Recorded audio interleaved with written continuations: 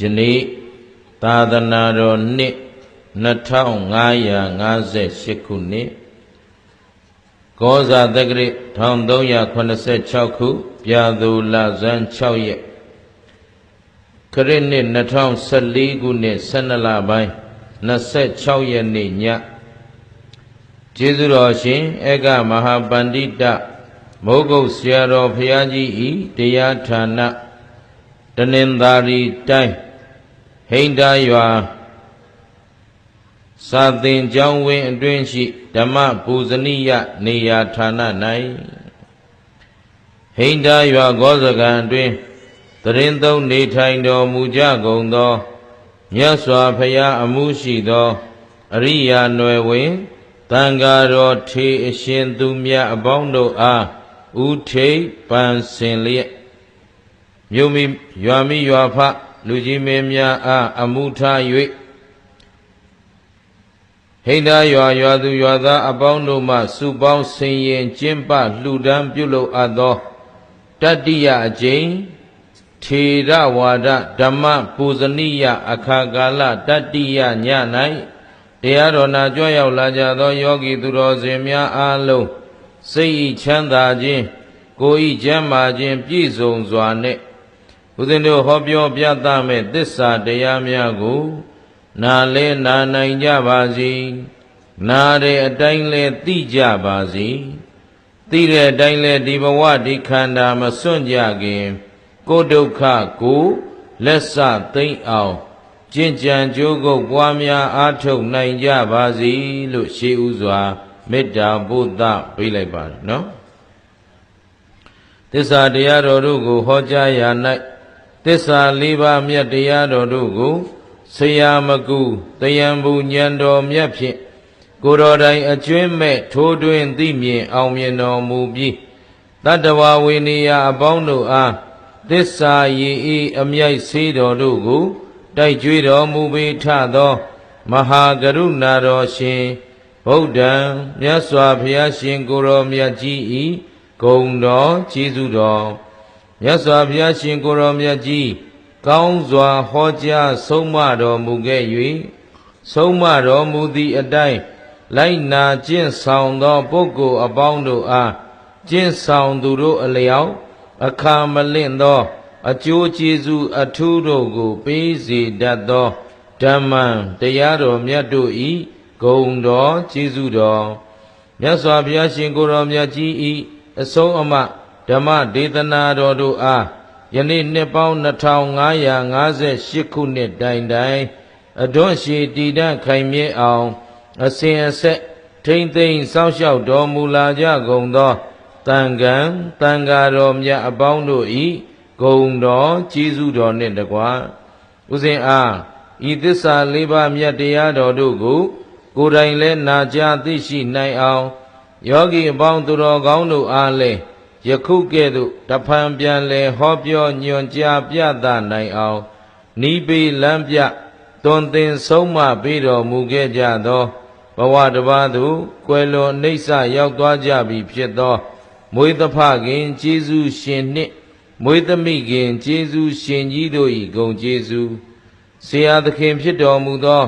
ကျေးဇူးတော်ရှင်ဧကမဟာပန္တိတမိုးကုတ်ဆရာတော်ဘုရားကြီး၏သီလဂုဏ်သမာဓိဂုဏ်ပညာဂုဏ်တို့အားပူဇော်သောအားဖြင့်၎င်းကျေးဇူးဆက်သောအားဖြင့်၎င်း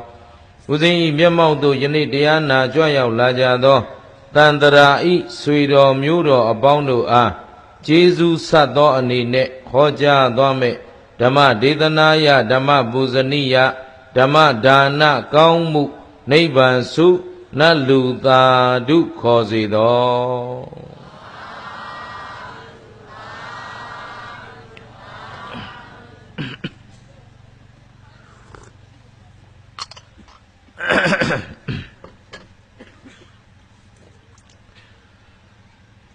သဗ္ဗပါပတ္တအကရဏံကုသလတဥပသမ္ပဒာသစိတ်တပရိယောဓပနံဧတံဗုဒ္ဓနာသာသနံခန္တီပရမန္တဘောတိတိခာ နိဗ္ဗာနံပရမံဝရန္တိဗုဒ္ဓံနာဟိပပ္ပစီတောပရူပဂာတိနာသမနောဟောတိပရံဝိဟေထယံတောအနုပဝါဒောအနုပဂါဒောပါတိမောက္ခေသတံဝရောမတ္တေညုတာသဗတ္တသမိန်ပန္တင်သတယနာသနံအဓိစိတ်တေသအာယောကောဧတံဗုဒ္ဓနာသာသနံသဗ္ဗပပတ္တ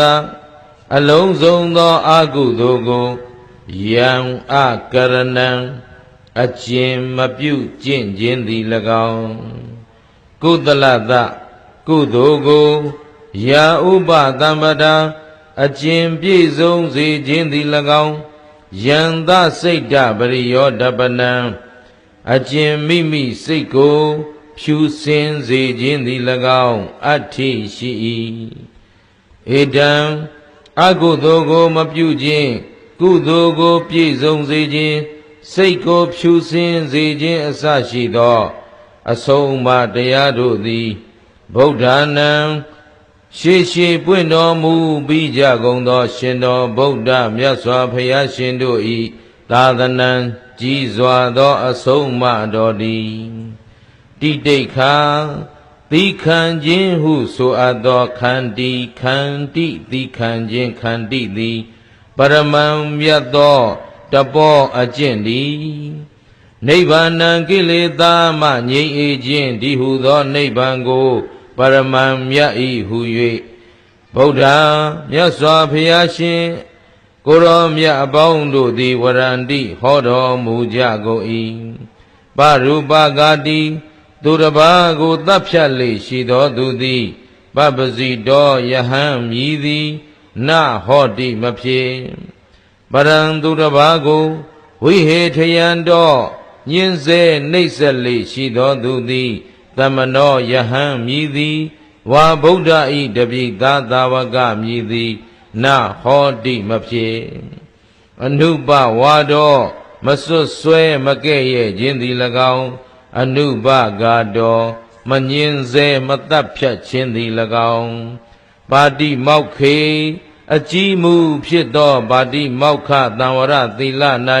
တံဝရောစကောင်းစွာစောင့်စည်းခြင်းသည်၎င်းဗတ္တသမိန်ဆွမ်းဘောဇဉ်၌မတ္တင်ညုတာစအတိုင်းရှိကိုသိသည်ဤအဖြစ်သည်၎င်းပန္တင်စတယနာတနံစိတ်ငြိမ်ရာဖြစ်သောကြောင်း၌နေခြင်းသည်၎င်းအဓိစိတ်တေစိတ်ကိုအစိုးရခြင်းတည်းဟုသောအဓိစိတ်တသိက္ခာပဒ၌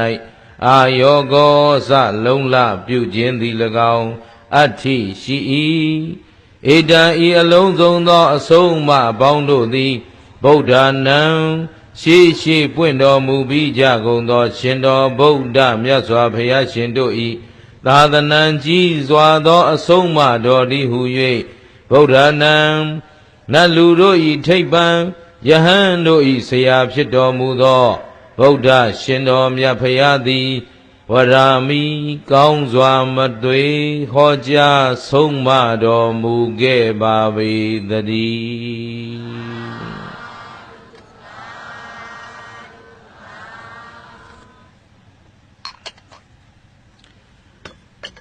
ကဲဦးဇင်းတို့သူတော်ကောင်းတို့တွေယခုကြားနာလိုက်ရတာကတော့ဦးဇင်းတို့သာသနာတော်ကြီးကို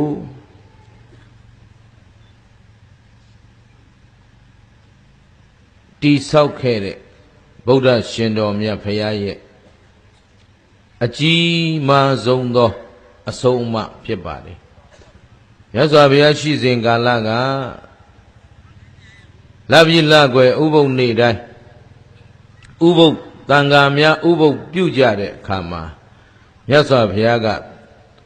ဝါဒပေးခဲ့တဲ့ဩဝါဒပါတိမောက်ဒေသနာလို့မှတ်ရမယ်။အဲ့တော့ဗုဒ္ဓဘာသာကြီးတစ်ခုလုံးကိုတိဆောက်ထားတာဒီအဆုံးအမနဲ့ပဲ။ဒါကြောင့်ဗုဒ္ဓဘာသာဝင်တိုင်းသည်ဒီအဆုံးအမကိုသိရမယ်လို့အားလုံးမှတ်ထားရမယ်နော်။အဲ့တော့အဆုံးအမမှာဘာပါလဲဆိုတော့မကောင်းမှုအကုသိုလ်မှန်သမျှကိုမလုပ်ကြပါနဲ့။ဘာလဲလဲမ မလုပ်ပါနဲ့ကုသိုလ်ကောင်းမှုတွေကုသလတဥပသံပရာကောင်းမှုကုသိုလ်မှန်သမျှကိုပြည့်စုံစေရမယ်တဲ့ပြန်ပြောကြည့်ဟုတ်ပြီတကွင်းလုံးဖြည့်မယ်နော်ရှေ့နားလေးတင်ဖြည့်နေတာမလိုချင်ဘူးကောင်းမှုကုသိုလ်တွေကိုမလုပ်ရမယ်ပြည့်စုံအောင်ပြုရမယ်ပြန်ပြောဟုတ်ပြီသစိတ်တပရိယောဓပနံစိတ်ကိုဖြူအောင်ထားရမယ်တဲ့စိတ်ကိုမလုပ်ရမယ်အဲ့တော့သူတော်ကောင်းတို့ထဲမှာစိတ်ကိုညှဉ်းနှွမ်းစေတဲ့လောဘတွေဒေါသတွေမောဟတွေအိတ်တမစ္စရိယတွေအဘိဇ္ဇာဗျာပါဒတွေမာနတွေဒိဋ္ဌိတွေမရှိဘူးလားအဲ့ဒီတရားတွေရှိရင်စိတ်ကကြည်နေသလားနှောက်နေသလားဟုတ်ပြီအေးနေလားပူနေလားပူလောင်စေတတ်ညှဉ်းနှွမ်းတတ်နော်ဆင်းရဲစေတတ်တဲ့အဲ့ဒီစိတ်ညှဉ်းနှွမ်းစေတဲ့တရားတွေကိုဖယ်ရှားပြပါတဲ့စိတ်ကိုဖြူအောင်ထားပါတဲ့နောက်ခန္တီပရမန္တဘောတိဋ္ဌတိဋ္ဌိခသီခံခြင်းဟာမြတ်သောအကျင့်ပဲတဲ့အာလုံးသီခံနိုင်ရမယ်တဲ့အာလုံးဘာလို့ရမလဲဒီသကလုံးကတော့အကျယ်မချက်လို့မဖြစ်လို့နည်းနည်းလေးပြောမယ်သီခံတယ်ဆိုတဲ့သကလုံးကိုကြားဘူးလားခန္တီသီခံပါနဲ့ကိုယ်တိုင်လည်းပြောဘူးတယ်သူများပြောတာလည်းကြားဘူးတယ်ဒါပြင်ငါတို့ကဘာတွေကိုဘလို့သီခံကြမှာလဲ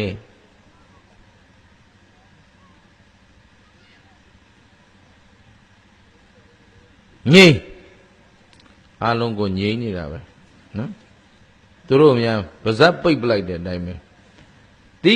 ခံနဲ့ကိုယ်တိုင်ပြောဘူးလားသူများကိုဆရာလှုပ်ပြီးပြောဘူးတဲ့နော်ကိုယ်ရောအပြောခံရဘူးလားခံရဘူးတဲ့ဟုတ်ပြီဒါဖြင့်ဘာကိုသီခံမှာ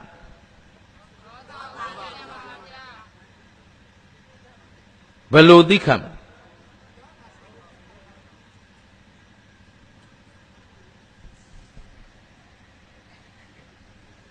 ထပြန်သွားတာတော့မဟုတ်တော့ပါဘူးအဲ့ဒါဦးဇင်းတို့ဗုဒ္ဓဘာသာတွေမှာနော်ဗုဒ္ဓဘာသာကိုးကွယ်နေတဲ့ဟောဒီမြန်မာနိုင်ငံသူနိုင်ငံသားဗုဒ္ဓဘာသာဆိုတော့ကမ္ဘာမှာဗုဒ္ဓဘာသာကိုးကွယ်တဲ့နိုင်ငံတွေအခုအထင်ကြီးအဖြစ်9နိုင်ငံပေါ့လေသီရိလင်္ကာကမ္ဘောဒီးယားထိုင်းလောမြန်မာ9နိုင်ငံရှိတယ်အဲ့ဒီထဲမှာအခုပြောချင်တာဗုဒ္ဓဘာသာကိုးကွယ်တဲ့မြန်မာနိုင်ငံသူနိုင်ငံသားတွေကိုပြောချင်တာများသောအားဖြင့်တရားစကားလုံးတွေတရားသံတွေကြားဘူးတယ်ပြောလဲပြောနေကြတာပဲကုသိုလ်အကုသိုလ်တုန်းကလည်းဒီတိုင်းပဲကုသိုလ်ဆိုတာဘာလဲမေးလိုက်ပါစလေးအဟောင်းသားနဲ့ကုသိုလ်လုပ်ကြအကုသိုလ်မလုပ်ကြနဲ့ပြောတော့ပြောနေတာပဲဒါပေမဲ့မသိခဲ့ကြဘူးအဲ့တော့ကုသိုလ်ဆိုတာဘာလဲ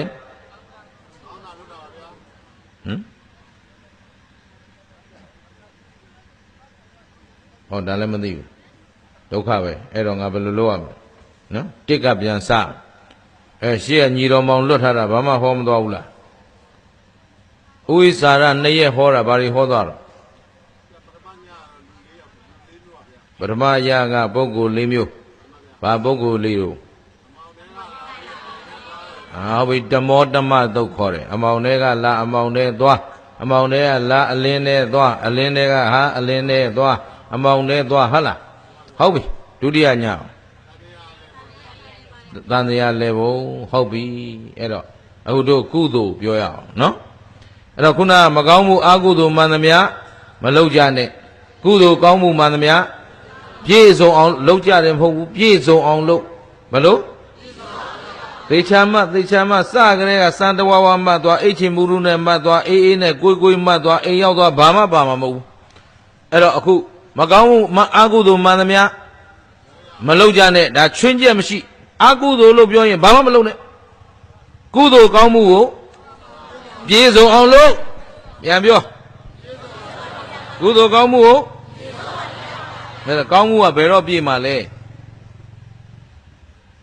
အဲ့ဒါနောက်မှရှင်းတော့မကြားတယ်အဲ့တော့ကုသိုလ်ဆိုတာဘာလဲကောင်းမှုဘယ်လိုလုပ်မျိုးကကောင်းမှုလဲအဲ့တော့ကုသိုလ်ကောင်းမှုကို definition အဓိပ္ပာယ်ဖွင့်ထားတာရှိတယ်နောက် result အကျိုးရလဒ်ဆိုတာရှိတယ်အဲ့တော့မတတ်နိုင်ဘူးအစကနေပဲအကုန်ပြန်ဟောရတော့မှာနော်အဲ့တော့ကုသိုလ်ဆိုတာမှတ်ထားလောဘဒေါသမောဟမပါတဲ့အလုပ်ကိုကုသိုလ်လို့ခေါ်တယ်ပြန်ပြော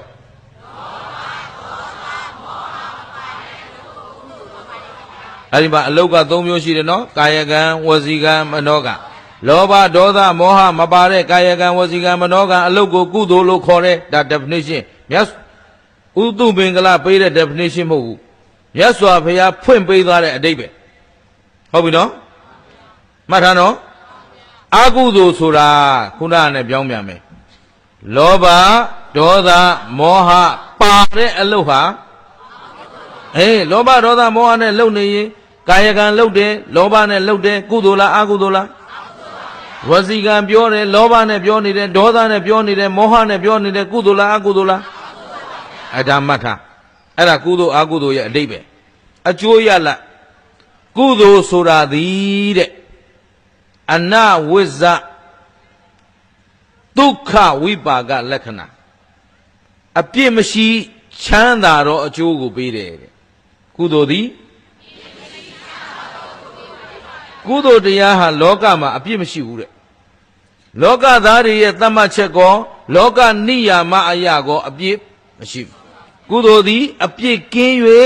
ချမ်းသာသောအကျိုးကိုပေးတာပါလေကုသိုလ်ဒါကရလတ်နဲ့ပြောတဲ့စကားခုနက definition အဓိပ္ပာယ်ဖွင့်ပြီးတော့ပြောတဲ့စကားဟုတ်ပြီနော်ကုသိုလ်ဤအဓိပ္ပာယ်သည်လောဘဒေါသမောဟမပါတဲ့အလုတ်ဟာဟုတ်ပြီကုသိုလ်ဟာဘယ်အကျိုးရှိလဲအပြစ်ကင်း၍ချမ်းသာသောအကျိုးကိုပေးတတ်တယ်ပြန်ပြောအဲ့ဒါပါလေဟုတ်ပြီအကုသိုလ်ဆိုတာလောဘဒေါသမောဟပါတဲ့အလုတ်ဟာအကုသိုလ်အဲ့ဒီအကုသိုလ်သည်တာဝိဇ္ဇဒုက္ခဝိပါကလက္ခဏာတဲ့တာဝိဇ္ဇအပြစ်ရှိတယ်အကုသိုလ်အလုံးပန်သမျှအပြစ်ရှိတယ်လောကထုံတန်းစင်လာလောကအမှန်တရားနိယာမအရာလည်းအပြစ်ရှိတယ်လောကထုံတန်းစင်လာခင်ဗျားတို့လူတို့ကျင့်သုံးနေတဲ့ဥပဒေအရာလည်းအပြစ်ရှိတယ်ဟုတ်ပြီနော်ကောင်းပြီအပြစ်လည်းရှိတယ်အပြစ်ရှိပြီဆိုမှတော့ချမ်းသာပေးမလားဆင်းရဲပေးမလားဒါကြောင့်တာဝိဇ္ဇအပြစ်ရှိ၍ဒုက္ခဝိပါကလက္ခဏာဆင်းရဲသောအကျိုးကိုပေးတတ်လို့သူ့ကိုဘာခေါ်တော့အာကုသိုလ်ကဲကွဲပြားပြားသိပြီလားမှတ်သွားနောက်သူများမေးရင်ဖြေနိုင်အောင်နော်ဥဒုမင်္ဂလဟိန္ဒာလာဟောသွားတယ်ပြောတယ်နောက်ကတပါးလာမေးမယ်ကုသိုလ်ဆိုတာဘာလဲမေးလိုက်မဖြေတတ်ဘူးဆိုရင်ကျုပ်ကဒီလာပြီးဘာမှအသုံးမကျဘူးဖြစ်သွားမယ်ဟုတ်ပြီနော်ဗုဒ္ဓဘာသာမှာကုသိုလ်အကုသိုလ်မှမသိရင်ဗုဒ္ဓဘာသာဖြစ်နိုင်မှာအောင်မလားမင်းတို့ကြိုက်တဲ့ဆင်းတုဘလောက်ဖိုးတန်တဲ့ဆင်းတုအိမ်မော်တင်ကိုးကွယ်နေကုသိုလ်အကုသိုလ်မှမသိရင်ဗုဒ္ဓဘာသာကိုမဟုတ်ဘူးရှင်းလားကဲကောင်းပြီအဲ့ဒါကုသိုလ်အကုသိုလ်ခုနသီးခံခြင်းပြန်ပြောမယ်နော်ဘာကိုသီးခံရမလဲဘယ်လိုသီးခံရမလဲနော်ဘာကိုဆိုတဲ့နေရာမှာအခုသူတော်ကောင်းတို့လောကထဲမှာနေတော့လောကရန်နဲ့မတွေ့ဘူးလားဒါလွယ်လွယ်လေးပဲနေ့စဉ်ရင်ဆိုင်နေရတာပါလေလောကရန်တရားဘယ်နှပါးရှိတော့၈ပါးလာဘောအသာဘောရသောအရာသောနေနာပရန္တဒုက္ခဒုက္ခဒါပါဠိလိုမြန်မာလိုပြောရင်လိုက်ရခြင်းမရခြင်းအချွေရများခြင်းချွေရနဲခြင်းဟုတ်ကဲ့လားခံသာခြင်းမခံသာခြင်းချမ်းသာဆင်းရဲပေါ့ဟုတ်ပြီနော်ဒုက္ခဒုက္ခဆင်းရဲခြင်းချမ်းသာခြင်းလောကရန်ဘယ်နှပါးရှိတော့အဲ့ဒီလောကရန်၈ပါးကြုံကြိုက်လာတဲ့အခါမှာသီးခံနိုင်အောင်ကြိုးစားရမယ်ဟုတ်ပြီနော်သီးခံရမှာလောကရန်ဘယ်နှပါးလဲအဲ့လောကရန်၈ပါးမှာအကောင်း၄ပါးရှိတယ်အဆိုး၄ပါးရှိတယ်အကောင်း၄ပါးလက်လာပါတွေရနေတယ်အချွေရံတွေပေါ်နေတယ်အချီးမွမ်းခံနေရတယ်ချမ်းသာနေတယ်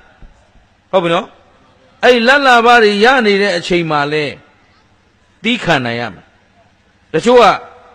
စီးပွားတက်လာရင်သိမခံနိုင်ဘူးဟုတ်ပြီနော်သိမခံနိုင်တော့ဘာဖြစ်တော့သီလပြတ်တယ်တမာရီပြတ်တယ်ပညာပြတ်တယ်ဟုတ်ပြီနော်ဘယ်လိုသိခံရမှာလဲလို့ဆိုရင်လောကရန်၈ပါးကြုံတဲ့အခါမှာသီလမပြတ်အောင်တမာရီမပြတ်အောင်ပညာမပြတ်အောင်သိခံရမယ်ဟုတ်ပလားသဘောပေါက်ပြီလားထုံပေပေမလုံးနဲ့နော်ကျုပ်ကထုံပေပေပေးတာမကြိုက်ဘူးမေးရင်ဖြေပါဟိုးနောက်ကကြားလားကြားရင်ဩနော်ဆောင်းတွင်အေးနေတာဒီမှာချွေးတောင်ပြန်နေပြီခင်ဗျားတို့နှုတ်ကတတွတ်တွတ်ဆိုသွားမှမှတ်မိမှာတွေဝေမနေနဲ့ငေးမောမနေနဲ့တွေဝေရမယ့်အချိန်မဟုတ်ဘူးတရားလာဟောတယ်ဆိုတာနားထောင်ကောင်းအောင်ဟောမှာမဟုတ်ဘူးတတ်အောင်သိအောင်ဟောမှာကျုပ်ခံယူချက်ကဒါပဲပလင်မော်စတဲ့ကလေးကရင်ဦးဇင်းရဲ့သာသနာပြုဘက်နောင်တော်ကြီးတွေဥပိ္ပဇေဆရာတွေနေသီးဆရာတွေကမင်းတရားဟောတော့မင်းအသိဉာဏ်နဲ့တရားဟောလို့ရပြီဆိုပြီးတော့ပလင်မော်တက်ခိုင်းတယ်အဲ့ဒီချိန်မှာဦးဇင်းကစဉ်းစားတယ်မတက်ချင်ဘူးဘာလို့ဆိုတော့ကိုကလူထွက်ဖို့စဉ်းစားထားတာကိုနော်သင်္ကန်းဝတ်တာကိုကဝတ်ချင်လို့ဝတ်လာတာမဟုတ်ဘူးအမေဖို့လို့ဝတ်တာနော်အဲ့တော့မစဉ်းစားဘူးမထွက်ချင်ဘူးပလင်မော်ရောက်ပြီးမှလူပြန်ထွက်ရမယ်ဆိုတော့ရှက်เสียကောင်းအဲ့တော့ဟောချင်ဘူးလို့ဆိုတော့တရားဟောတဲ့ကုသိုလ်ဟာတဲ့ငါညီ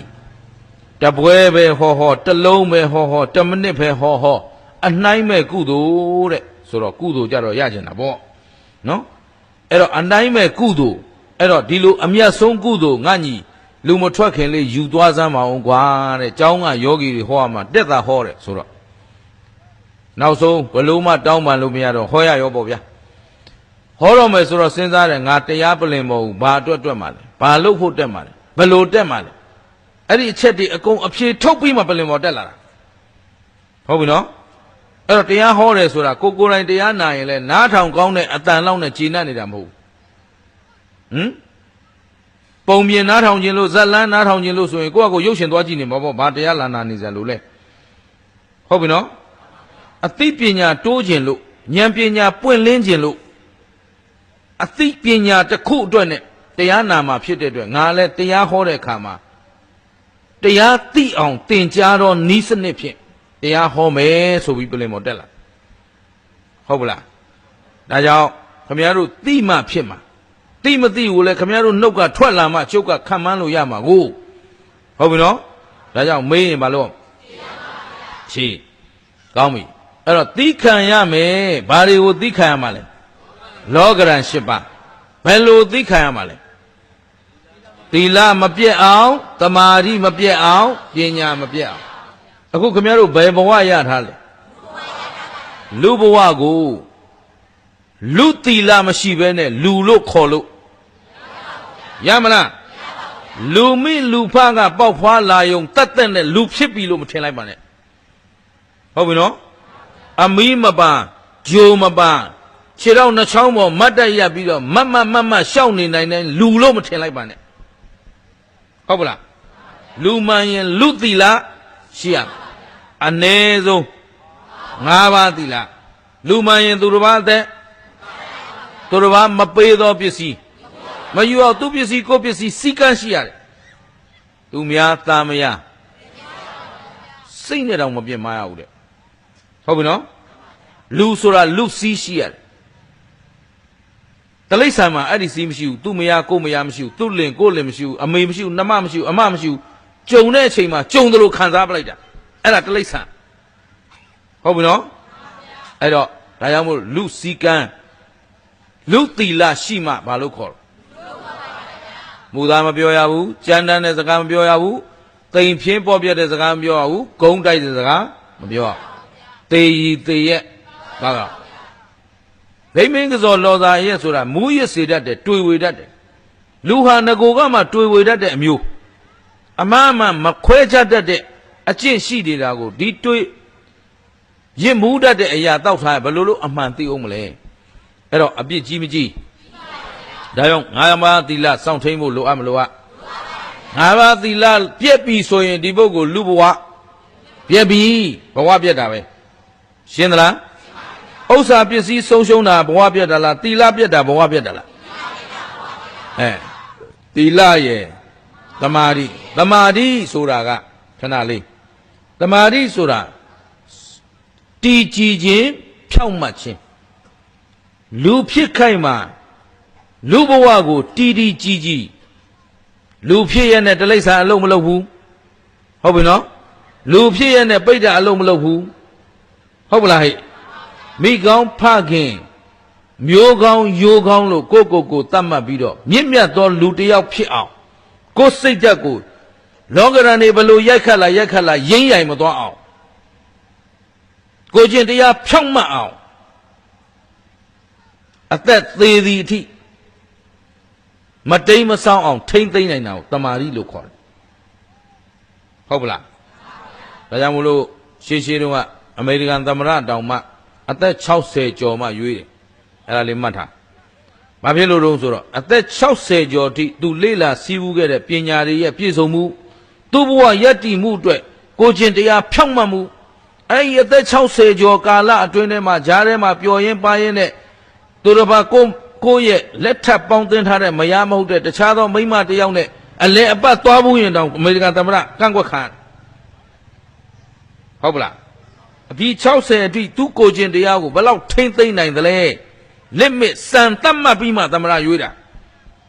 ဟုတ်ပလားခေါင်းဆောင်လုံးမဲ့လူလေတိုင်းပြည်တစ်ခုလုံးကိုခေါင်းဆောင်လုံးမဲ့လူကဘာကြီးတစ်ခုလုံးကိုခေါင်းဆောင်လုံးမဲ့လူကိုကျင့်တရားမကောင်းလို့ရမလားဒါပဲအဲ့တော့ကိုခေါင်းဆောင်ကိုရှာရွေးတတ်သီလရှိရမယ်တမာတိရှိရမယ်ပညာရှိရမယ်တမာတိဆိုတာမယိမ့်မယိုင်ဘဝကိုမဖောက်မပြန်အောင်တည်ဆောက်နိုင်တာတမာတိ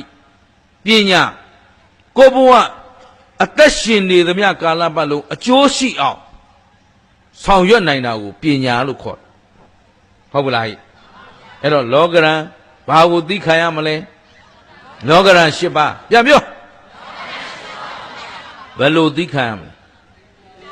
သီလသမာဓိပညာမပြည့်စည်အောင်လောကရန်နေကြုံကြိုက်လာတဲ့ခါမှာသီလသမာဓိပညာဆုပ်ယုပ်မသွားအောင်ပြက်ပြားမသွားအောင်မလုပ်ရမလဲတချို့ဟာစီးပွားလာလာမှတိုးတက်လာရင်သီလပြက်လာပြီလင်ကဖောက်မယားကဖောက်မလုပ်ဘူးလားမတွေ့ဘူးလားတချို့ကဆင်းရဲလာရင်သစ္စာဖောက်လာပြီသဘောပါလားအဲ့ဒါသမာဓိမရှိပညာမရှိဟုတ်ပလားလောကရန်တချို့ကယာဓုလေးနည်းနည်းတက်လာရင်တချို့ကယာဓုတက်ချင်ရင်သီလပြက်လာပြီဟုတ်ပလားဒါတော့မြန်မာလူကြီးလုံးမှာပဲထူးပြောစရာမလိုတော့ယာဓုနဲ့ပတ်သက်သူတွေရဲ့69%ဟာဟုတ်ပလားသီလပြည့်ရင်ယာဓုတော့တက်သွားမယ်ဘဝတော့ပြက်ပြီလို့သာမှတ်လိုက်ရှင်းမလားသဘောပေါက်ပြီလားတို့ကတော့တရားဟောတဲ့လူဆိုတော့ဘယ်သူမှငဲ့မနေနိုင်ဘူးတရားသိအောင်ဟောဟုတ်ပလားဒါကပုခ္ခ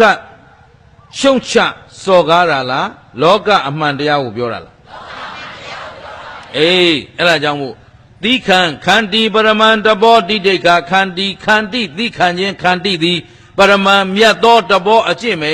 တဲ့ဒါကြောင့်မြတ်သောအကျင့်ကိုကျင့်ဖို့လိုအပ်မလို့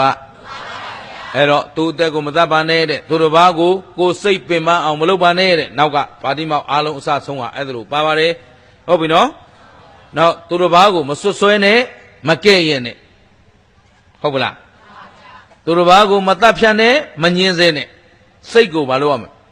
ဖြူအောင်ထားကောင်းပြီဒါဩဝါဒပါတိမောက်ဒီလောက်နဲ့ပဲထားလိုက်ဒီနေ့ဟောမဲ့တရားမပြီးမှဆိုလို့အဲ့တော့ဟောမဲ့တရားကျေးဇူးဆက်သွားမဲ့တရားကတော့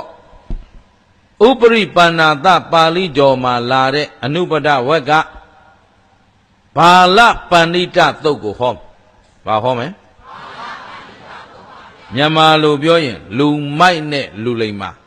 ပြန်ပြောကဲဒီနေ့ဘာတရားဟောမလဲကောင်းပြီအဲ့ဒီတရားကိုမြတ်စွာဘုရားရှင်ကိုတော်မြတ်ကြီးက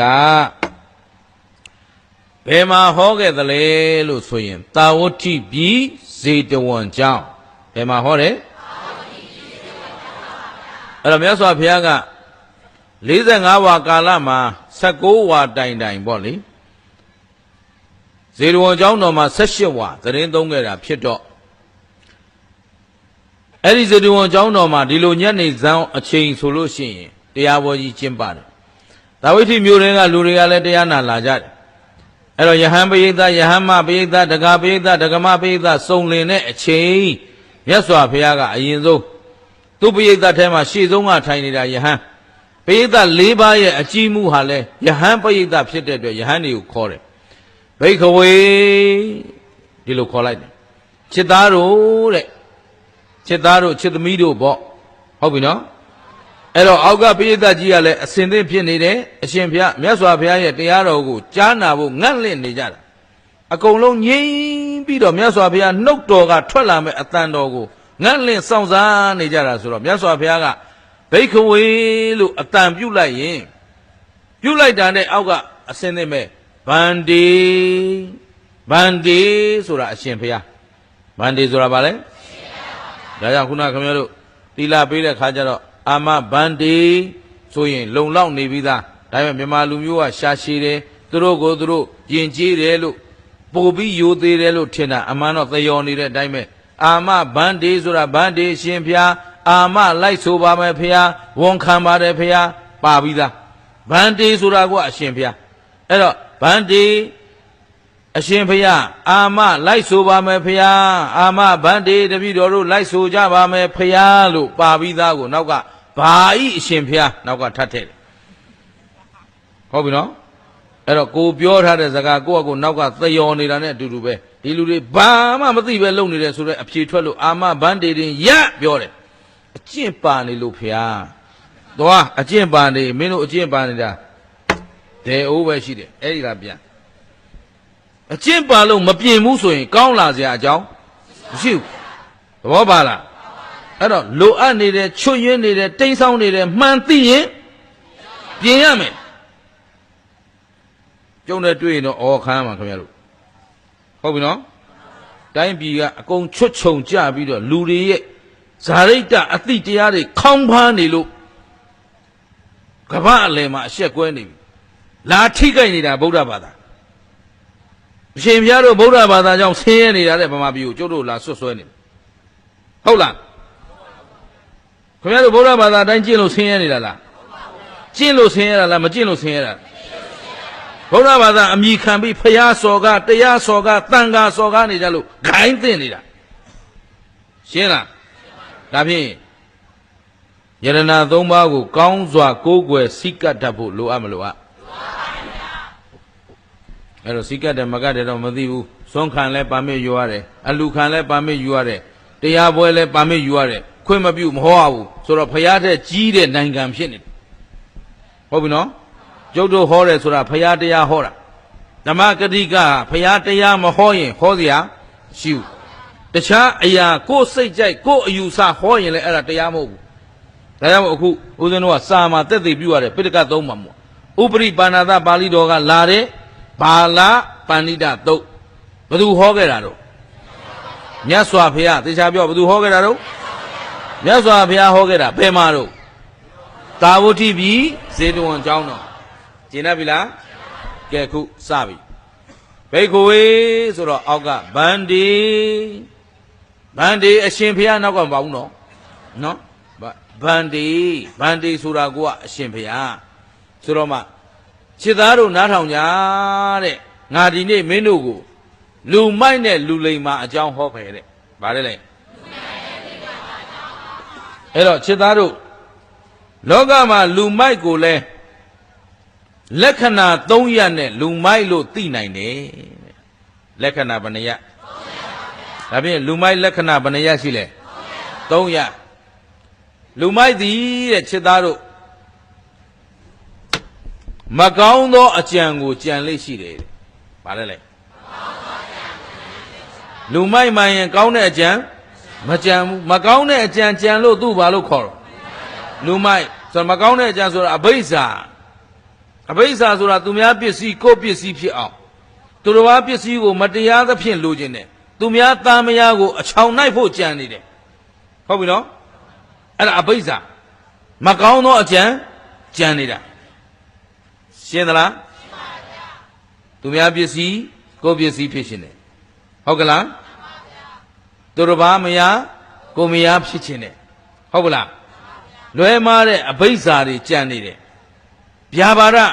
သူတစ်ပါးပျက်စီးရာပျက်စီးကြောင်းဟုတ်ပြီနော်သူများပစ္စည်းမတရားလိုချင်တော့သူများဖျက်ဆီးဖို့မကြံဘူးလားအဲ့ဒါဗျာပါဒ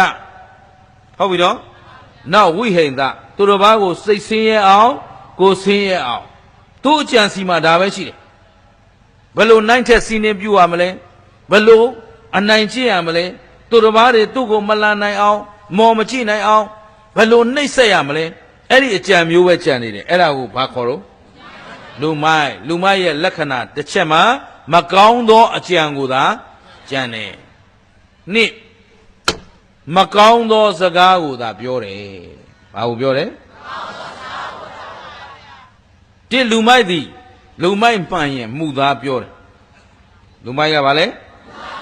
မှုသားပြောမှ तू မဟုတ်တာလုပ်လို့ရမှာဟုတ်ပြီနော်မကောင်းတဲ့အကြံတွေကြံထားတော့မကောင်းတဲ့အပြောပဲပြောတယ်တဲ့မှုသားပြောတယ်ဂုံးတိုက်တယ်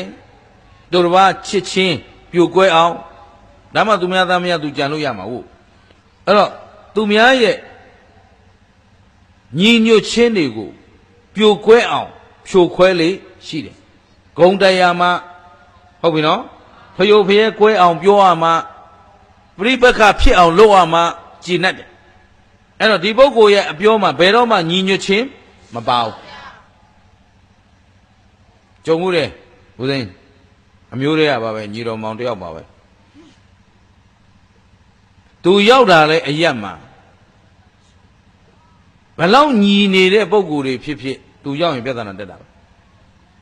ဘာလို့ဆိုတော့စလာကြတဲ့ကရင်ဦးသိန်းသိလားဟိုကောင်ကလေရှင်ဖျားတို့ကတော့ယုံနေတယ်တပည့်တော်တည်းစတာကိုကသူ့အကြောင်းသိနေလို့အေးထားလိုက်နောက်တစ်ယောက်လာပြန်ပြီအရှင်မြတ်ဟိုကောင်လေးကဘာလို့ပြန်ပြီဩအေးမသိပါဘူးကွာဟောတိတ်မကြပါဘူးကိုကသာမသိပါဘူးပြောတယ်ဟောအောက်ကကောင်လေးနောင်ကြီးချကုန်အဲသူရောက်လာရင်ပြဿနာတက်ပြီညီတယောက်ရှိတယ်ညီမတယောက်ရှိတယ်အတော်ထူးချွန်တဲ့ပုံကိုယ်တွေအဲ့ဒီကိစ္စရမှာတော့အဲ့တော့သူတကာကိုအပြစ်ပြောပြီးတော့လူတကာလိုက်ကြောက်တုံးဖို့ရသူတို့နှုတ်ပါအမြဲတမ်း ready ရှိတယ်စကားရှားကိုမရှားဘူးဟုတ်ပြီနော်အဲ့ဒါကြောင့်သူတို့ကြည့်လိုက်ရင်လည်းဘယ်တော့မှမငြိမ်ချမ်းဘူးအဲ့ဒါမင်းတို့ငါနားဦးလည်းမလာနဲ့ငါအရိပ်လည်းမနှင်းနဲ့လို့ပြောထားတယ်ဘာလို့ဆိုမင်းတို့လာရင်ငါပါရှုပ်သွားတယ်သူတို့မရှိရင်ကိုယ့်အကိုငြိမ်အေးနေတာအဲ့တော့အဲ့လိုပုံကိုယ်တွေရောမရှိဘူးလားလူမိုက်သည်နော်ဘယ်တော့မှညီညွတ်ရေးစကားမပြောတတ်ဘူးချမ်းသာတဲ့စကားမပြောတတ်ဘူးအကောင်းမြင်ဝါဒမရှိဘူးသဘောပါပလားအဲ့တော့လူမိုက်သည်မကောင်းသောအကြံကိုကြံတတ်တယ်မကောင်းသောစကားကိုပြောတတ်တယ်မှုသားပြောတယ်ဂုံးတိုက်တယ်ကြမ်းတမ်းတဲ့စကားပြောတယ်တိမ်ဖြင်းပေါ်ပြက်တဲ့စကားဟောယောက်ျားလေးတစ်ယောက်ကနှုတ်ကထွက်တဲ့စကားမထွက်တဲ့စကားမဆင်ကျင်တော့အမျိုးသမီးတွေရှိနေတဲ့အချိန်ဒီစကားပြောသင့်သလားမပြောသင့်ဘူးလားမသိတော့အခုခေတ်အဆင့်မရှိတဲ့လူရှင်တော်တွေလို့ပေါ့နော်သူပြက်လုံးထုတ်ရရင်ပြီးရောအောက်ကညီနဲ့အမမောင်နဲ့နှမသားနဲ့အမိမထိုင်နားထောင်လို့မဖြစ်အောင်ရိုင်းဆိုင်ရုပ်မာတဲ့စကားတွေပြောနေတယ်အဲ့ဒါတိမ်ဖြင်းပေါ်ပြက်တဲ့စကားအဲ့ဒါလူရုပ်မာတွေပါပဲထွက်တယ်လူမိုက်တွေမှာပဲထွက်သဘောပါသလားအဲ့ဒါတခါတလေကိုကနားထောင်ရင်နားရှက်နေတယ်ရုပ်တရက်ကြားလိုက်တယ်ဟာ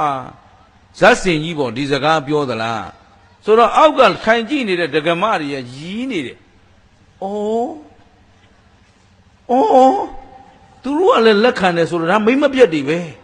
။ရောက်ကျက်ပြက်စကားကိုနားလဲတယ်ဆိုရင်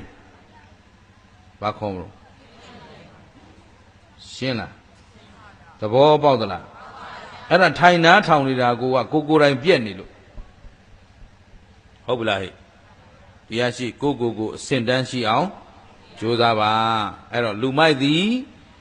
မကောင်းသောအကြံကိုကြံတယ်မကောင်းတဲ့စကားကိုပြောတယ်မှတ်မိပြီလားနောက်တစ်ခုကမကောင်းတဲ့အလုပ်ကိုလုပ်တယ်မကောင်းသောကာယကံ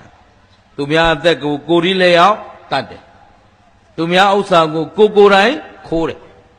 ဟုတ်ပြီလားဟဲ့သူများသားမယားကိုယ်ဒီလက်ရောက်ကျူးလွန်ပြစ်မှားဟုတ်ပလားအဲ့ဒါကိုလူလိမ္မာခေါ်လားလူမိုက်ခေါ်လားမှတ်ထားပါအာဟုသို့အလုံးမှမကောင်းမှန်းသိရတဲ့နဲ့ ကျူးလွန်နေကြတဲ့လူမိုက်အဲ့တော့လူမိုက်ကိုလက္ခဏာဘယ်နှရနဲ့သိနိုင်မကောင်းသောကာယကံမကောင်းသောဝစီကံမကောင်းသောမနောကံအဲ့တော့မြတ်စွာဘုရားကတော့မနောကံစတယ်ဟုတ်ပါတယ်မနောကံကစမှကျန်တာပြည့်ရတာကိုအဲ့တော့မကောင်းသောအကြံကိုကြံလေးရှိတာဘာခေါ်လဲမကောင်းသောစကားကိုပြောလေးရှိတာမကောင်းသောအလုပ်ကိုလုပ်လေးရှိတာကောင်းပြီလူမိုက်တွေသည်တဲ့ယခုပြစ္ဆုတ်ပံမာတင်လက်ငင်းအခုဘဝမှာတင်ဘဝမချသေးဘူးအဲ့ဒီလူမိုက်တို့သည်မကောင်းသောအကျိုး၃မျိုးကိုခံစားရတယ်ဟောမကောင်းတဲ့အကျိုးဘယ်သူတွေခံစားရမလဲလူမိုက်ပထမတစ်မျိုးကအခုဦးဇင်းတို့တရားဟောလို့ဖြစ်စေအချင်းချင်းတရားဆွေးနွေးလို့ဖြစ်စေအချင်းချင်းပြောလို့ဖြစ်စေဟုတ်ပြီနော်ဘယ်သူကစိတ်ထားသိပ်ပုတ်တာသူနဲ့စီးပွားပြိုင်ဘက်တွေကိုဘယ်လိုကြောက်တွန်းပြီးဘယ်လိုလှုပ်သွားတာဘယ်သူကဝိသမလောဘသိပ်ကြီးတာဘယ်သူကတော့မယခိုးကြာကူလီဟမ်ဘယ်ရထဲမှာပြောတယ်မရှိလားအဲ့တော့သူများသားများပြစ်ပါတဲ့ပုဂ္ဂိုလ်ကဘယ်လိုအပြစ်တင်တယ်ငရဲမှာလောကကုန်ပြီကြရဲမှာဘယ်လိုခံစားရတယ်ဖြစ်လျာဘဝမှာယောက်ျားဘဝကပြည့်ရွှင်းပြီးတော့မိန်းမဖြစ်ရတယ်မိန်းမဖြစ်တဲ့ဘဝမှာလည်းအင်္ဂါမစုံတဲ့ဘဝစွန့်အားနာမကြဘဝလူစင်မမီတဲ့ဘဝမဟုတ်တာလှုပ်ရှားရတဲ့ဘဝဒီလိုဘဝတွေရောက်တယ်တဲ့ဒီလိုလေးတွေပြောကြဆိုကြရင်အဲ့ဒီမဟုတ်တာလှုပ်ထားတဲ့လူတွေကဒီအပြစ်တွေသူ့မှာရှိမရှိသူများအသက်သတ်တဲ့လူဆိုရင်ဒုတိယဘဝမှာငရဲရောက်ရမယ်ငရဲကလွတ်လာဖြစ်လျာဘဝမှာအသက်တူမယ်ဟုတ်ပြီနော်ဘယ်တော့မှသက်တမ်းစေမနေရဘူးသူများတတ်လို့ဖြစ်စေအကြောင်းတစ်ကြောင်းကြောင့်ဖြစ်စေကားမောက်လို့လေရင်ပြက်လို့သင်္ဘောမြုပ်လို့ဟုတ်လားယထာတိုက်လို့အစရှိသည်ဖြင့်တတိနီးနဲ့ဘာဖြစ်တော့စောစောသေးတယ်ဟုတ်ပလားဟဲ့အဲ့တော့ဖြစ်လျာဘဝမှာလည်းအနာယောဂများရမယ်ရန်သူပေါ်ရမယ်ဘယ်တော့မှကိုယ်စိတ်နှလုံးငြိမ်းအေးခြင်းမရှိရဘူးအဲ့ဒါသူများအသက်တတ်ဖူးတဲ့ပုဂ္ဂိုလ်အဲ့တော့သူများဥစ္စာခိုးဖူးတဲ့ပုဂ္ဂိုလ်လည်းဒီတိုင်းပဲငရဲရောက်အောင်မယ်ဖြစ်လျာဘဝမှာယုံညံ့တဲ့အမျိုးမှာပဲလူဖြစ်မယ်ယုံညံ့စွာအသက်မွေးရမယ်ခိုးစားရမယ်တောင်းစားရမယ်လိန်စားရမယ်လူစားရမယ်မှတ်ထားနော်ခိုးစားနေပြီဆိုရင်ဒီပုဂ္ဂိုလ်ကအမျိုးယုတ်လားအမျိုးမြတ်လားယုံညံ့တဲ့အမျိုးမှာလူဖြစ်ပြီတောင်းစားနေရရင်ကောမျိုးယုတ်လိန်စားနေရင်ကောကိုစားတဲ့ထမင်းကိုပြန်စစ်နော်သဘောပါလားအဲ့တော့မင်းတို့တော်တဲ့တောင်းတဲ့တော့ခိုးစရာလည်းရှိမထင်ပါဘူးနော်မင်းတို့အကြောင်းတော့ကောင်းကောင်းမသိသေးဘူးနောက်မှသီးသန့်လာလေ့လာအောင်ဒါမှတဲ့တဲ့ဟောလို့ရမှာနော်အဲ့တော့ရာဘာတော်နဲ့နီးတော့ရာဘာခိုးကြတယ်ဟုတ်ပလားသူခိုးရအသီးသီးရှိတယ်ပေါ့လေအဲ့တော့မင်းတို့တတ်ထုတွင်မိုင်းနေထဲမှာတော့ဘာခိုးတယ်ငါမသိသေးတော့အခုမပြောတတ်သေးဘူးသဘောပါသလားကဲကောင်းပြီအဲ့တော့ယုံညံ့စွာအသက်မွေးရတယ်ဆိုအဲ့ဒီလိုကုသိုလ်အကုသိုလ်အပြစ်တွေတရားတွေဟောတဲ့ခါကြရင်တော်၎င်းရက်သေးရွာထဲမှာစကားပြောရင်တော်၎င်းသူ့မှာဒီအပြစ်တွေမလွတ်တဲ့အတွက်သူ့ကိုစောင်းပြောနေသလိုလိုဒါငါသက်မဲ့ကြောက်ချနေတာလိုစိတ်နှလုံးမှာဘယ်တော့မှငြိမ်းအေးရခြင်းမရှိဘူးပထမပူလောင်ရခြင်းဒါငါအကြောင်းပြောနေတာထင်တယ်ငါ့ကိုပြောနေတာထင်တယ်ငါမှလည်းဒီအပြစ်တွေရှိနေတယ်ငါ့ကိုများသူတို့သိသွားကြပြီလားသဘောပါသလားနံပါတ်1စိုးရင်ရခြင်းအပြစ်နံပါတ်2ရာဇဝတ်မှုသင့်လို့တော့၎င်းမင်းပြင်းမင်းတန်သင့်လို့ထောင်တန်းအကျင့်ကြရတဲ့ပုဂ္ဂိုလ်တွေမရှိဘူးလားအဲ့ဒီမှာအနှိမ့်ဆက်ခံရတယ်အငြင်းဆက်ခံရတယ်အစရှိသဖြင့်ပြစ်ဒဏ်တွေခံရတဲ့ခါကြရင်နောက်ဆုံးကုံကုံပြောမယ်မဟုတ်တာလှုပ်ထားတဲ့လူကယူနီဖောင်းမြင်ရင်ကိုမလုံနေတတ်တော့အခုတော့မကြောက်တော့ပါဘူးလေယူနီဖောင်းကိုကလည်းယူနီဖောင်းဖြစ်နေတာကိုသဘောပါလားတော်ပြီးဆက်မရှင်းတော့ဒါတော့ဆိုအားလုံးသိတယ်မဟုတ်တာလှုပ်ထားရရင်စိုးတထိတ်နေတဲ့ကိုပြစ်မှုဘယ်တော့မိမလဲဘယ်တော့ထင်ရှားလာမလဲဆိုတာကြောက်ရွံ့ပြီးမနေရဘူးလားအဲ့တော့ဟိုမှာထောင်သွင်းအကျဉ်းချခံရတယ်အနှိမ့်ဆက်ခံရတယ်ဆိုတော့ကိုယ်တိုင်နှိမ့်ဆက်ခံရမယ်အချိန်ကိုယ်တိုင်နှိမ့်ဆက်ခံရမှာကိုအမြဲတမ်းကြောက်ရွံ့ပြီးမနေရဘူးလားဒါဒုတိယဘေးမျက်မှောက်ဘဝမှာတင်ခံစားနေရတာနော်ဟုတ်ပလားဟဲ့နံပါတ်3 သေရောင်ညောင်ဆောင်လျောင်းဆက်တဲ့ခါဗါတဲ့တသက်လုံးအာကုသို့အလုတ်လှုပ်ထားတဲ့လူဟာကိုလှုပ်ထားတဲ့အာကုသို့ကိုသိလားမသိဘူးလားတခိုးဘသူမသိဘသူမှမသိအောင်ခိုးတယ်ဆိုပေမဲ့ဘသူတော့သိနေတော့လူလိန်ဘသူမှမသိအောင်လိန်တတ်တယ်ဆိုပေမဲ့အယက်သမားဘသူမှမသိအောင်တောက်အခုခေတ်ကတော့သိမလို့တော့ပါဘူးခုခေတ်ကတော့အယက်တောက်တာကိုကပေါ်ပူလာတစ်ခုဖြစ်ချင်းဖြစ်နေတာကိုဘာလို့ဆိုတော့အမရန်စေတနာကြီးမားတဲ့နိုင်ငံတော်ကြီးကိုကအရက်ချက်ဆက်ယုံများအလျံပဲတီထောင်ပေးထားတာဖြစ်တဲ့အတွက်နော်ဂုံယူစရာတောင်ဖြစ်နေသေးတယ်ဘာလို့ဆိုတော့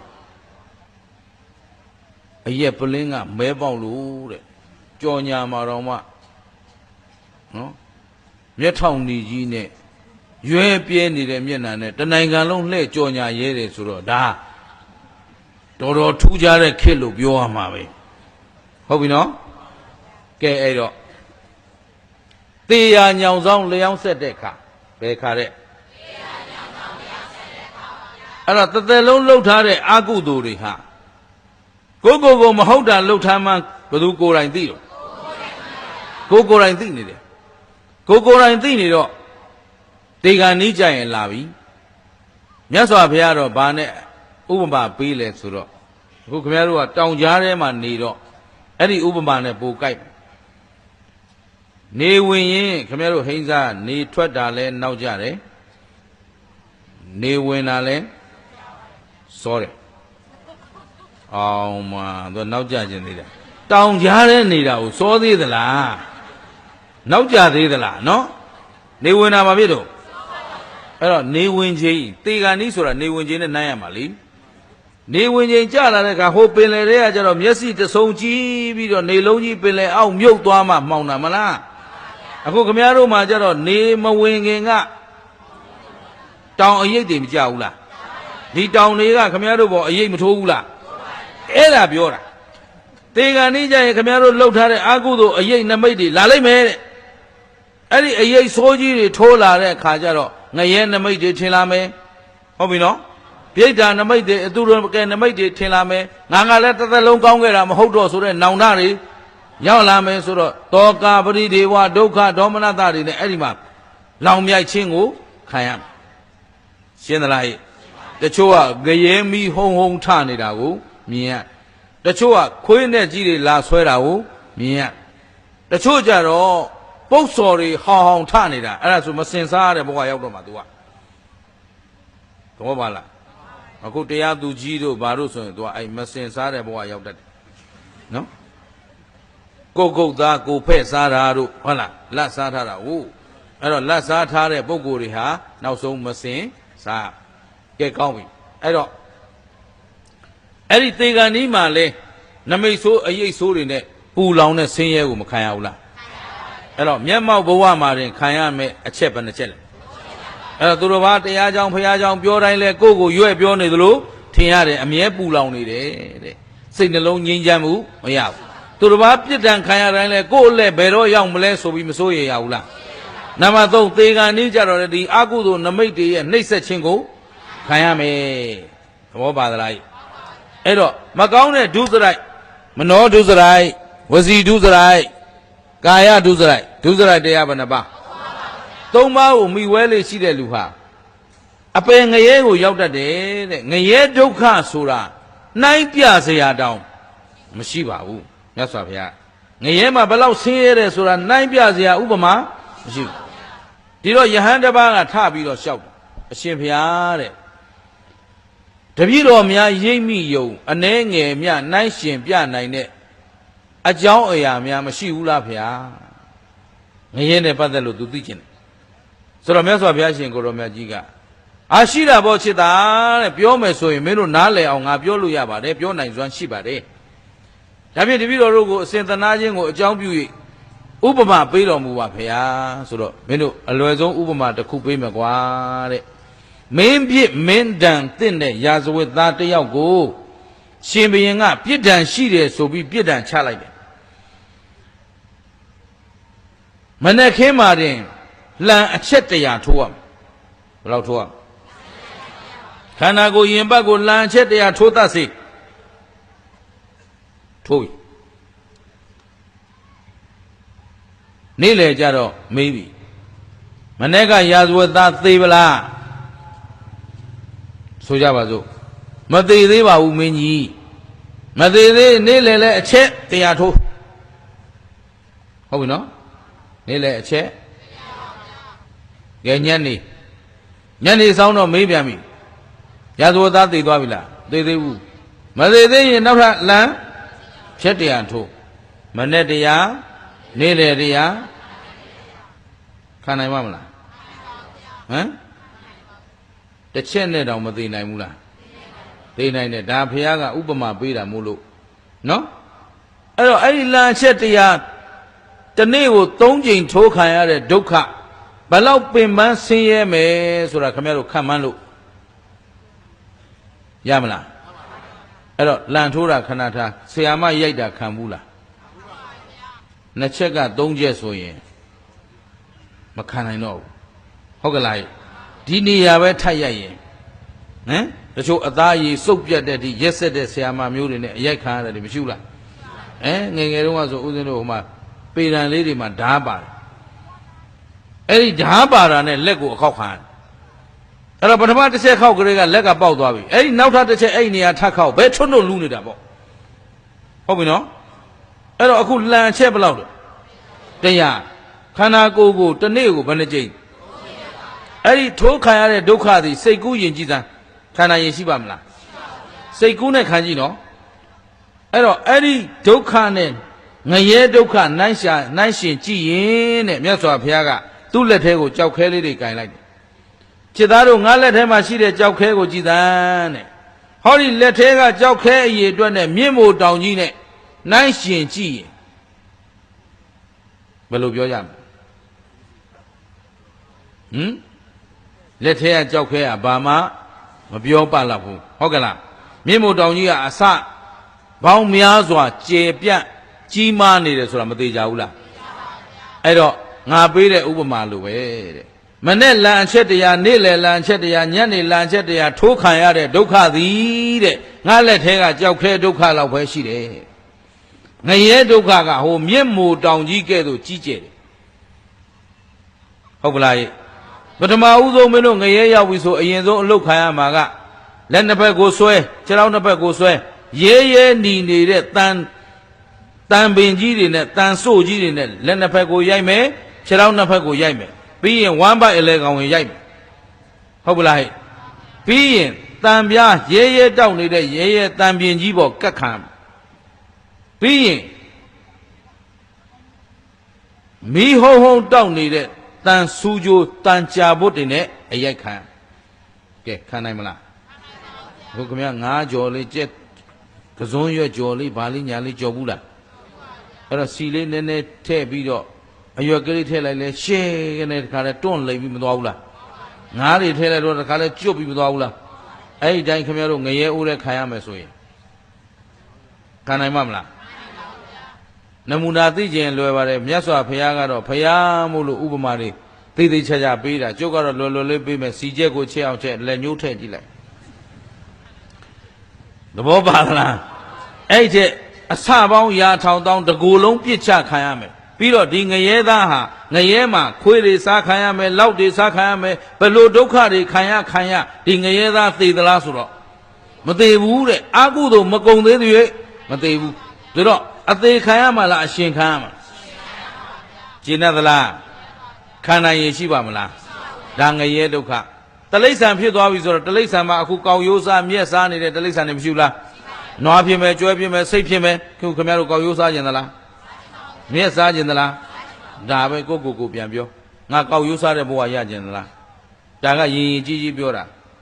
မစင်စားတဲ့ဘဝတွေရောမရှိဘူးလားဟမ်ခုခင်ဗျားတို့ကျင်ကြီးပုံများပုံလိုက်ရင်ဟိုရှိသမျှခွေးလေးတွေအငမ်းမရပြေးလာဟုတ်ကလား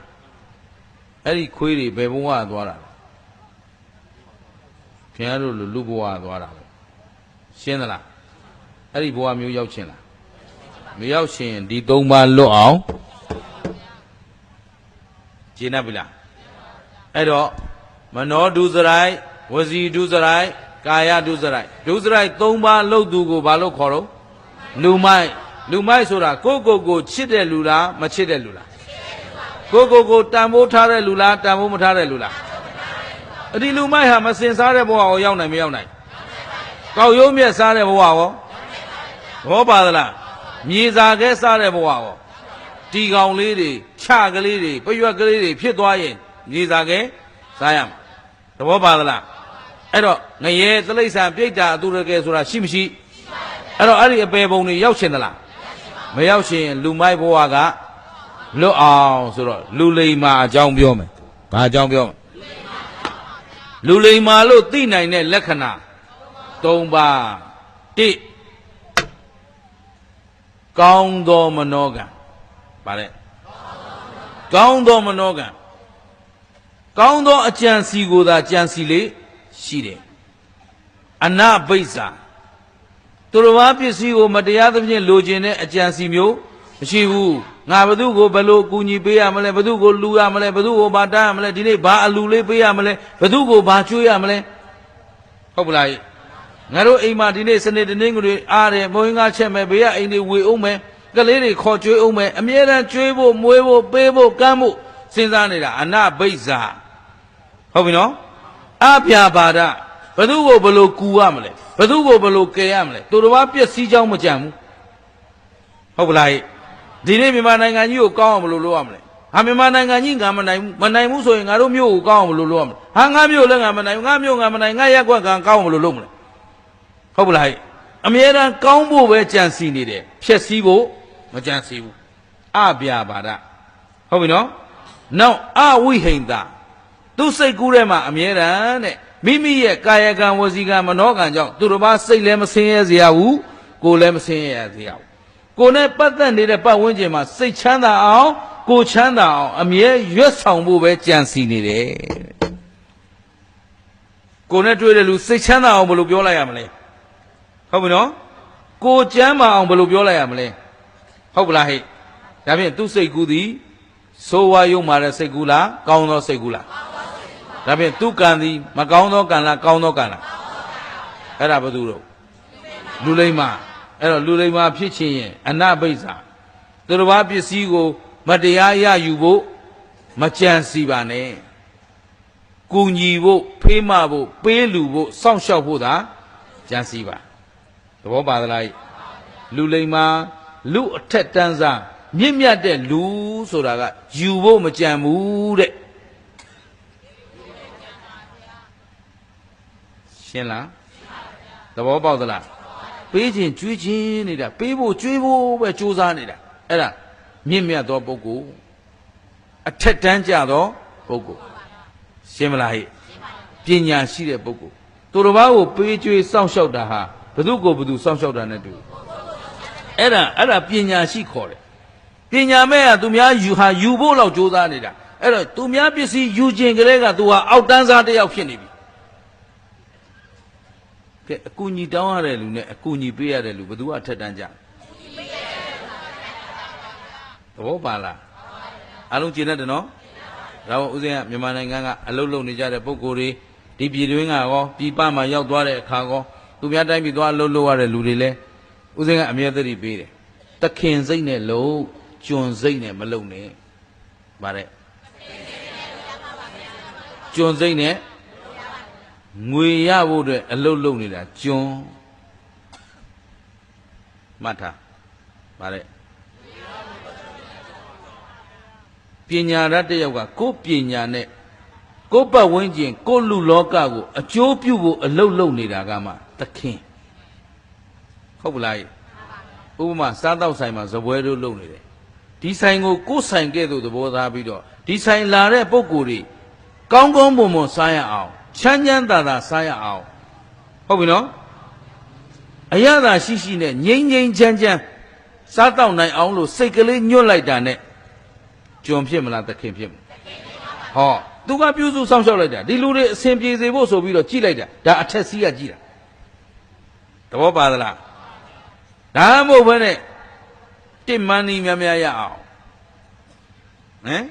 ငါ့ကိုပေါက်ဆူးများများချအောင် ဆိုတဲ့စိတ်နဲ့အလုံးလုံးနေရင်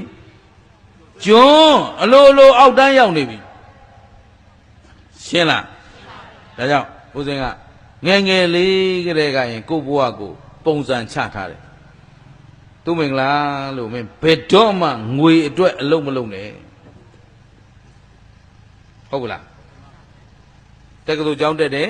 ကျောင်းပြီးတာနဲ့အလုပ်ဝင်လုပ်တယ်ဒါပေမဲ့အဲ့ဒီအလုပ်ဒီငွေတက်လုပ်တာမဟုတ်ရှင်းလားအခုလည်းတရားလိုက်ဟောနေတယ်ရှင်းပါတယ်ဓမ္မဂရိကဘဝကတော့တရားအသိတွေပေးခြင်းလို့ဟုတ်ပြီနော်ငွေရဖို့လိုက်ဟောနေတာမဟုတ်နေ့လျာပဲတခါတယောက်ကလျှောက်သေးတယ်တပည့်တော်တို့ရွာကိုရှင်ပြတရားပွဲပြင်မလို့တဲ့ရွာကဆင်းရဲတော့တဲ့ဆင်းရဲတာပြဿနာမရှိဘူးမပင့်သေးတာပြဿနာလို့မင်းကမှမပင့်မဲနဲ့ငါဘယ်လိုလုပ်လာမလို့လို့ဟုတ်ပြီနော်အခုသူတကာကနာယူခြင်းလို့ပင့်နေတာတောင်းမာမိတ်ကရတာမဟုတ်ဘူးငါဟောခြင်းလို့ဆိုတော်တော်ပြဿနာတက်မယ်ဟုတ်ပလားကျုပ်ကဖိုးဟောခြင်းမို့လိုက်ဟောနေတယ်မို့ခင်ဗျားတို့နာခြင်းလို့ပင့်လို့လာတာဟုတ်လားမဟုတ်ဘူးလားသဘောပါသလားလာတော့လေကျုပ်ကရောက်တရရစကားတွေလျှောက်ပြောနေတာလားတရားစကားပြောတာလားပလင်ပေါ်မှာအပိုစကားကျုပ်မပြောဘူးပြောလာတဲ့စကားကလည်းတရားနဲ့ရှင်ပြီးအတိပေးခြင်းလို့ပြောတဲ့စကားပဲဖြစ်ကျင်တယ်နော်သဘောပေါက်သလားငါဘဝကိုဘယ်တော့မှငွေအတွက်အသုံးမချဘူးသဘောပါလားပညာတတ်အောင်လုပ်တယ်အသိပညာရှိအောင်လုပ်တယ်လူလောကကိုအကျိုးပြုနိုင်ဖို့ကိုဟာလူသားတစ်ယောက်ဖြစ်တဲ့အတွက်လူသားအကျိုးပြုနိုင်ရမယ်မြန်မာနိုင်ငံသားတစ်ယောက်ဖြစ်တဲ့အတွက်မြန်မာနိုင်ငံကိုအကျိုးပြုနိုင်ရမယ်ဗုဒ္ဓဘာသာဖြစ်တဲ့အတွက်ဗုဒ္ဓဘာသာကိုအကျိုးပြုနိုင်ရမယ်အဲ့ဒီအကျိုးပြုဖို့အလုပ်လုပ်နေတာအလုပ်လုပ်ရင်ရလာတဲ့ရဇက်ကဒါတတ်တတ်ပဲသဘောပါသလားကြည်ရောကြည်နေသလားဒါဖြင့်စိတ်ထားမြင့်မြတ်ဖို့လိုအပ်မလိုအပ်အနာဘိဇာအပြပါဒအဝိဟိန္ဒဆိုတဲ့အတွေးခေါ်မှန်ကန်အောင်ကြိုးစားပါငါသည်ဘယ်တော့မှသူတစ်ပါးကိုနှိပ်စက်သူမဖြစ်ရဘူးသူတစ်ပါးကိုပင်ပန်းစေသူမဖြစ်ရဘူးငါဘယ်လိုကူရမလဲငါဘယ်လိုကယ်ရမလဲငါဘာအကူအညီပေးနိုင်တယ်လဲငါဘာတွေလှူနိုင်တယ်လဲသဘောပါသလားအ ਨੇ ဆုံးစိတ်ချမ်းသာအောင်တော့ပြောပေးနိုင်ရမယ်သဘောပါရဲ့လားကောင်းပြီနံပါတ်1ကောင်းသောဝစီကံဗါတယ်လေသူတော်ကောင်းတို့မြည်စီမှာဘယ်တော့မှမှုသားစကားမပြောဘူးမှုသားမပြောဘူးဂုံးတိုက်တဲ့စကားကြမ်းတတ်တဲ့စကားသိမ်ဖြင်းပေါ့ပြတ်တဲ့စကားကုသိုလ်ရမယ့်စကားပဲပြောတယ်မြင့်မြတ်တဲ့အဆင့်တန်းရှိတဲ့စကားပဲပြောတယ်သဘောပါပြီလားအဲ့တော့ပြောစကားကိုကြည်ခြင်းအဖြစ်သူတော်ကောင်းသူယုံမှာသိနိုင်မသိနိုင်အကြံစီကိုကြည်ခြင်းအဖြစ်သူတော်ကောင်းသူယုံမှာသိနိုင်မသိနိုင်အဲ့တော့အခုလူလိမ္မာလို့သိနိုင်တာကောင်းသောမနောကံကောင်းသောဝစီကံကောင်းသောကာယကံသူများအသက်တတ်ခြင်းကရှောင်ကျင်တယ်သူများပစ္စည်းမပေးသောပစ္စည်းခိုးယူခြင်းကမြက်ကလေးဝါကလေးတောင်မယူဝချမ်းကလေးတောင်မယူဘူးတဲ့သူများမပေးဟုတ်ပြီနော်မြင့်မြတ်တဲ့ပုဂ္ဂိုလ်ဟာဘောပါသလားသူများသားမယားစိတ်ကူးနဲ့တောင်မပြစ်မအောင်သူတော်ကောင်းတို့မြည်သည်ဟုတ်ပြီနော်အခုသူတော်ကောင်းတို့သည်ဘာဘဝရထားတယ်ဘာဘာသာဝင်နေလဲအဲ့တော့ကိုလူသားတရားလို့သတ်မှတ်ရင်ကောင်းသောမနောကံကောင်းသောဝစီကံကောင်းသောမနောကံရှိအောင်အားထုတ်ဖို့လိုအပ်မလိုအပ်ဘာဘာသာဝင်နေလဲဗုဒ္ဓဘာသာဆိုရင်တခြားသောဘာသာဝင်တွေထက်သာပြီးတော့အဆင့်မြင့်တဲ့မမြင့်တဲ့ဒါကြောင့်မို့ယုံညံ့တဲ့ကာယကံတွေမပြုတ်ပါနဲ့သူများအသက်မတတ်နဲ့သူတစ်ပါးကိုညှဉ်းပန်းနှိပ်စက်ခြင်းမလုပ်ပါနဲ့သဘောပါလားသူတစ်ပါးပစ္စည်းမခိုးပါနဲ့စိတ်ကူးနဲ့တောင်မကြံပါနဲ့ခိုးတယ်ဆိုတာဥမာလမ်းမှာသူများဝတ်ကောင်းစလားလေးဝတ်တော့အိုးအဲ့ဒီဝတ်စားလေးငါဝတ်စားလေးဖြစ်ရင်ကောင်းပါစိတ်ကူးနဲ့တောင်မကြံနဲ့သူများဝတ်ကောင်းစလားစိန်ရွှေငွေဝတ်သွားတာမြင်ဩသူတို့တွေအကျိုးပေးကောင်းတယ်ဒီတက်ဒီချမ်းသာပါစေဒီထက်ပြည့်စုံတဲ့ဘဝရကြပါစေမေတ္တာပို့ပေးမယ်သူပစ္စည်းကိုကိုယ့်ပစ္စည်းလုံးဝမကြံပါနဲ့ဘောပါလားသူတို့ဘာကောင်းကောင်းစီးသွားဥမာကားကလေးကောင်းကောင်းစီးသွားလို့အိုးအဲ့ကားလေးငါကားလေးဖြစ်ရင်ကောင်းပါပဲအဲ့ဒါအောက်တန်းကျတဲ့စိတ်တဲ့ခိုးယူလိုက်တာတဲ့စိတ်နဲ့မဖြစ်စေနဲ့တဲ့သဘောပါရဲ့လား အထက်တန်းကြတယ်လို့ဆိုအိုးဒီထက်ဒီအခုသွားတဲ့လမ်းခီးဖြောင်ပြူးตายရပါစေအန္တရာယ်ကင်းပါစေမဟုတ်ရင်ဟိုမှာအောက်တန်းကြတဲ့လူကစီးကြပါတော့စီးကြပါတော်တော့ပဲစီးကြလမ်းဘိန်းကိုပေါအောင်မှာတန်ဆိုးပြီးသဘောပါလားခြေနဲ့တယ်နော်ဒါဖြင့်ကိုယုံညံ့သူဖြစ်ခံမလားမြင့်မြတ်သူဖြစ်အောင်လုပ်မြင့်မြတ်သူဆိုတာအလိုလိုဖြစ်မှလားဖြစ်အောင်လုပ်မှဖြစ်မှလားအဲ့တော့ကာယကံဝစီကံမနောကံမြတ်သောကာယကံမြတ်သောဝစီကံမြတ်သောမနောကံကျင့်ဆောင်မှလူလိမ္မာဆိုတာလိမ္မာတယ်ဆိုတာကကိုယ်အကျိုးစီးပွားသူတစ်ပါးအကျိုးစီးပွားကိုသိတတ်သူကိုလိမ္မာတယ်လို့ခေါ်တယ်ဟုတ်ပြီနော်လူဖြစ်ခိုက်မှာလူမိုက်အလုပ်တွေလုပ်ရင်ငရဲတိရစ္ဆာန်ပြိတ္တာသူတွေကမသွားနိုင်ဘူးလားလူလိမ္မာခေါ်မလားလူမိုက်ခေါ်မလားအခုလူသူတော်ကောင်းလုပ်တာလုပ်ရင်ခင်ဗျားတို့ကောင်းရသုခရီရောက်နိုင်မရောက်နိုင်အဲနတ်ချမ်းသာတွေကိုမြတ်စွာဘုရားဥပမာပေးလေဦးမယ်ဟုတ်ပြီနော်အခုလောလောဆယ်တော့လူလိမ္မာလို့သိနိုင်တဲ့အင်္ဂါဘယ်နှရက်လဲဘာတွေလဲကောင်းသောလေးထဲအောင်ကောင်းသောကာယကံ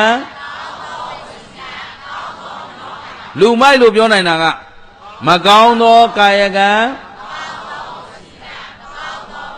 ဟုတ်ပြီဒါခင်ဗျားတို့နှုတ်ကြိုးနေလို့နော်တကယ်ကမနောကံစမှာနော်ကဲကောင်းပြီအဲ့ဒီလိုသူတော်ကောင်းလို့လုပ်တဲ့လူအတွက်မျက်မှောက်မှာရနိုင်တဲ့အကျိုးကလည်း၃ပါးတယ်ဟုတ်ပလားမျက်မှောက်မှာဆိုတော့သူတော်ဘာကဓမ္မနဲ့ပတ်သက်လို့ပြောအာဓမ္မနဲ့ပတ်သက်လို့ပြောကိုကကောင်းသောအကျင့်ကိုကျင့်ထားတာဖြစ်တဲ့အတွက်အာဟုသောအကျိုးတွေပြောလို့ရောကို့မှာထိတ်လန့်ကြောက်ရွံ့စရာမရှိဘူးငါမှဒီအပြစ်တွေကင်းတယ်ဆိုပြီးဝမ်းသာတယ်ကုသိုလ်အကျိုးတွေပြောတော့လေကို့မှာပြည့်စုံမနေဘူးလားပြည့်စုံနေတော့ငါဟာနောက်မှဆင်းရဲစရာအကြောင်းမရှိဘူးဆိုပြီးတော့ဝမ်းမြောက်ဝမ်းသာလွတ်လပ်ချမ်းသာနေခွင့်ရှိတယ်ဒါပြစ္ဆုတ်ပါနံပါတ်1ချမ်းသာဘယ်သူတွေဘာပြောအာဟုသောအကြောင်းပြောလို့လဲစိုးရင်စရာ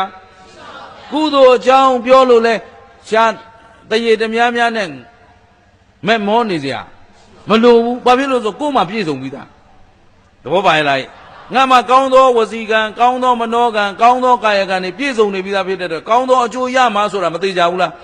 သိကြနေတဲ့အတွက်စိတ်ချလက်ချနေလို့မရဘူးလားအေးအဲ့တော့စိုးရင်ကြောင်းကြပူပန်ခြင်းကင်းတယ်ဝမ်းမြောက်ဝမ်းသာနေလို့ရတယ်အဲ့တော့ဘယ်သူမှလည်းမျက်စောင်းထိုးကြည့်နေကြမလို့ကဲရက်ထဲရွာထဲမှာခင်ဗျားတို့အရက်ထဲလမ်းလျှောက်သွားတယ်မဟုတ်တာလှုပ်ထားတဲ့လူဆိုရင်ကိုလျှောက်သွားတဲ့အချိန်ဘေးကလူ2ယောက်ကိုကြည့်ပြီးမေးငေါ်ပြီးခေါင်းချင်းဆိုင်လိုက်ရင်ကိုကမျက်လုံးတောင်းကမြင်လိုက်ပြီသူတို့ကြည့်မနေဘူးကိုကမျက်နှာလွှဲထားမှသူတို့ကခေါင်းချင်းပူးသွားမှာဟုတ်အဲ့ဒါဘာလုပ်တာတော့ဘယ်သူတင်းတော့ခင်ဗျားတို့အကုန်ကျွမ်းကျင်တယ်အဲ့ဒါနော်သူများကိုအတင်းပြောမှဘာလို့သိကိုယ်တိုင်အတင်းပြောဘူးလို့အတင်းပြောဘူးပြောတဲ့လူရဲ့ဟန်ပန်မူရာဘယ်လိုလဲဆိုတာသိထားတော့ဘာမှငါအတင်းပြောနေသဘောပါသလားရှင်းသလားဒါဖြင့်မဟုတ်တာလှုပ်ထားတဲ့လူကသူများအတင်းပြောခံမှာမကြောက်ဘူးလားအဟုတ်တာလှုပ်ထားတဲ့လူကကပ်ပြောရင်ဒါပြောစရာမလိုသူကသူဘာပြောကိုယ့်အတွက်ကတော့ပြောစရာအကြောင်းကိုမဟုတ်တာလှုပ်ထားတာမရှိတဲ့အတွက်ဟုတ်ပလားဆိုရင်အကြောင်းပြောစရာ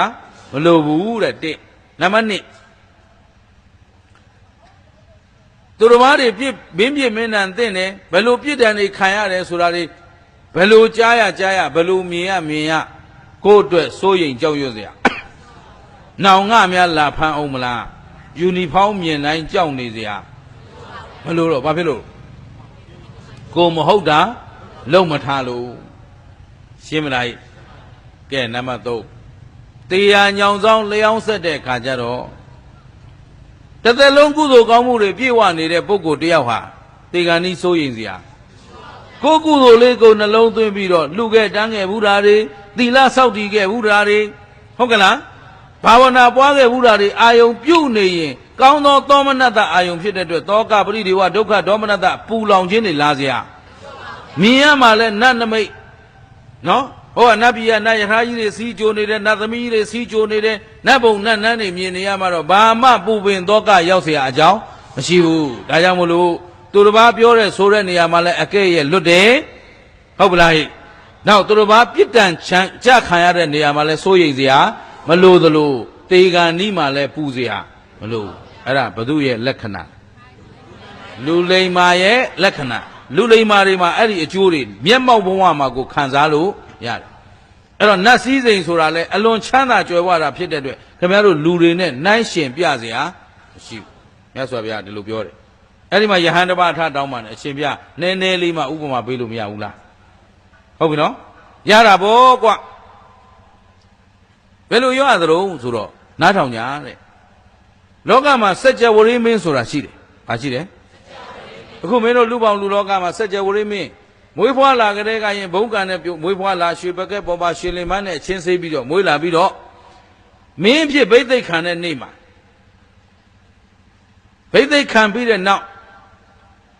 9 ရက် 9 လီဥပုသ်ဆောင်ရှင်ပါသီလဆောင်ထိန်လောကရတစ်ခုလုံးကိုမေတ္တာပို့ဟောစัจ java ဝရိမင်းကသူကျင့်စဉ်အဲ့ဒီမှာမေတ္တာပို့နေတဲ့အချိန်မှာစัจ java ယရနာကြီးဆိုင်လာဟုတ်ပြီနော်ကောင်းကင်ကသွားရလာတဲ့စัจ java ယရနာအခုခင်ဗျားတို့သွားနေတဲ့ဂျက်လေရင်တို့ဘာတို့လို့ပေါ့ဂျက်တို့ဆိုတာပါမွားပါဟိုကမဟာသမုဒ္ဒရာကြီးတို့ပတ်သွားတာနော်ဂျက်ဆိုတာအင်ဂျင်နဲ့မောင်းရတယ်ဟိုကတော့ကမစိတ်တီတကိုးနဲ့သွားတာဖြစ်တဲ့အတွက်နော်အင်ဂျင်လိုလောင်စာကုန်မှလည်းမလိုပါဘူးတောင်ပံပြုတ်ကြမှလည်းမပူပါဘူးဟုတ်ကလားမိုးယုံမှလည်းမပူပါဘူးခင်ဗျားတို့မြန်မာနိုင်ငံကလေရင်တွေလို့မိုးကြိုးပစ်ခမ်းမှလည်းမကြောက်ပါဘူးအဲ့တော့စัจ java ယရနာကြီးဆိုင်လာတဲ့အခါကျတော့ညာဘဲကရားနဲ့ရေကိုကိုင်ဘဲခွက်နဲ့တခါလဲတွန်းချပြီးတော့စัจ java ယရနာလဲစေသတိလို့အဋိဋ္ဌံပြုလိုက်တော့စัจ java ယရနာလဲလာပြီလဲလာတဲ့အခါကျတော့အဲ့ဒီစัจ java ယရနာကြီးကိုမင်းတို့ရဲ့အဆောင်အယောင်စိတ်အင်္ဂါ၄ပါးနဲ့အတူ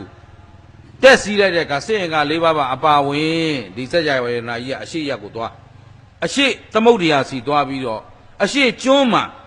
စัจ java ယရနာဆင်းလိုက်တဲ့ဆိုရင်မဲ့အရှိကျွန်းမှာရှိနေတဲ့မင်းအားလုံးဟာစัจ java မင်းစီလားဒုထောက်ခစားတိုင်းပြည်အပ်အကုန်လုံးဟုတ်ပြီနော်ဘယ်သူမှစစ်သွားတိုက်ရတာမဟုတ်ဘူးစัจ java ယရနာနဲ့စัจ java မင်းလာပြီးဆိုတော့နဲ့အားလုံးကအခစားရတယ်အဲ့တော့အဲ့ဒီအချိန်မှာလဲစัจ java မင်းခေတ်ဆိုတော့ခေတ်ကောင်းခေတ်မြတ်ကြီးဖြစ်နေတော့တိုင်းပြည်တိုင်းကမင်းတိုင်းကမင်းကောင်းတွေကြီးဖြစ်နေမှာပေါ့ဗျာအဲ့တော့သူတို့ထက်ဘုံကံကြီးမားတဲ့မင်းလာပြီဆိုတော့သူတို့တိုင်းပြည်ကြီးအဲ့တော့စัจ java မင်းကြီးကကိုတိုင်းပြည်ကောင်းကောင်းအုပ်ချုပ်ကြရော့ဆိုပြီးမှ၅ပါးသီလပေးတယ်သူများသက်မသားကြနဲ့သူဥစ္စာမခိုးနဲ့သူများသားများပြစ်မှားနဲ့မှုသားမပြောနဲ့တေသေးမတော့နဲ့ဒီအကျင့်ကိုမင်းတို့ကျင့်ကြဆိုပြီးတော့တိုင်းပြည်ကိုတရားပေးပြီးတော့စัจ java ယနိုင်နဲ့ပြန်လာ၄ကျွန်းတစ်မြင့်မှုပေါ့ဗျာနော်ကျွန်းငယ်ပေါင်း2000ကျော်ကိုအဲ့ဒါလိုပဲစัจ java ယရနာကြီးနဲ့တိမ့်ပိုက်စီးစိမ်နေရပြီးတော့စัจ java ယရနာကြီးနဲ့အတူစင်ယရနာ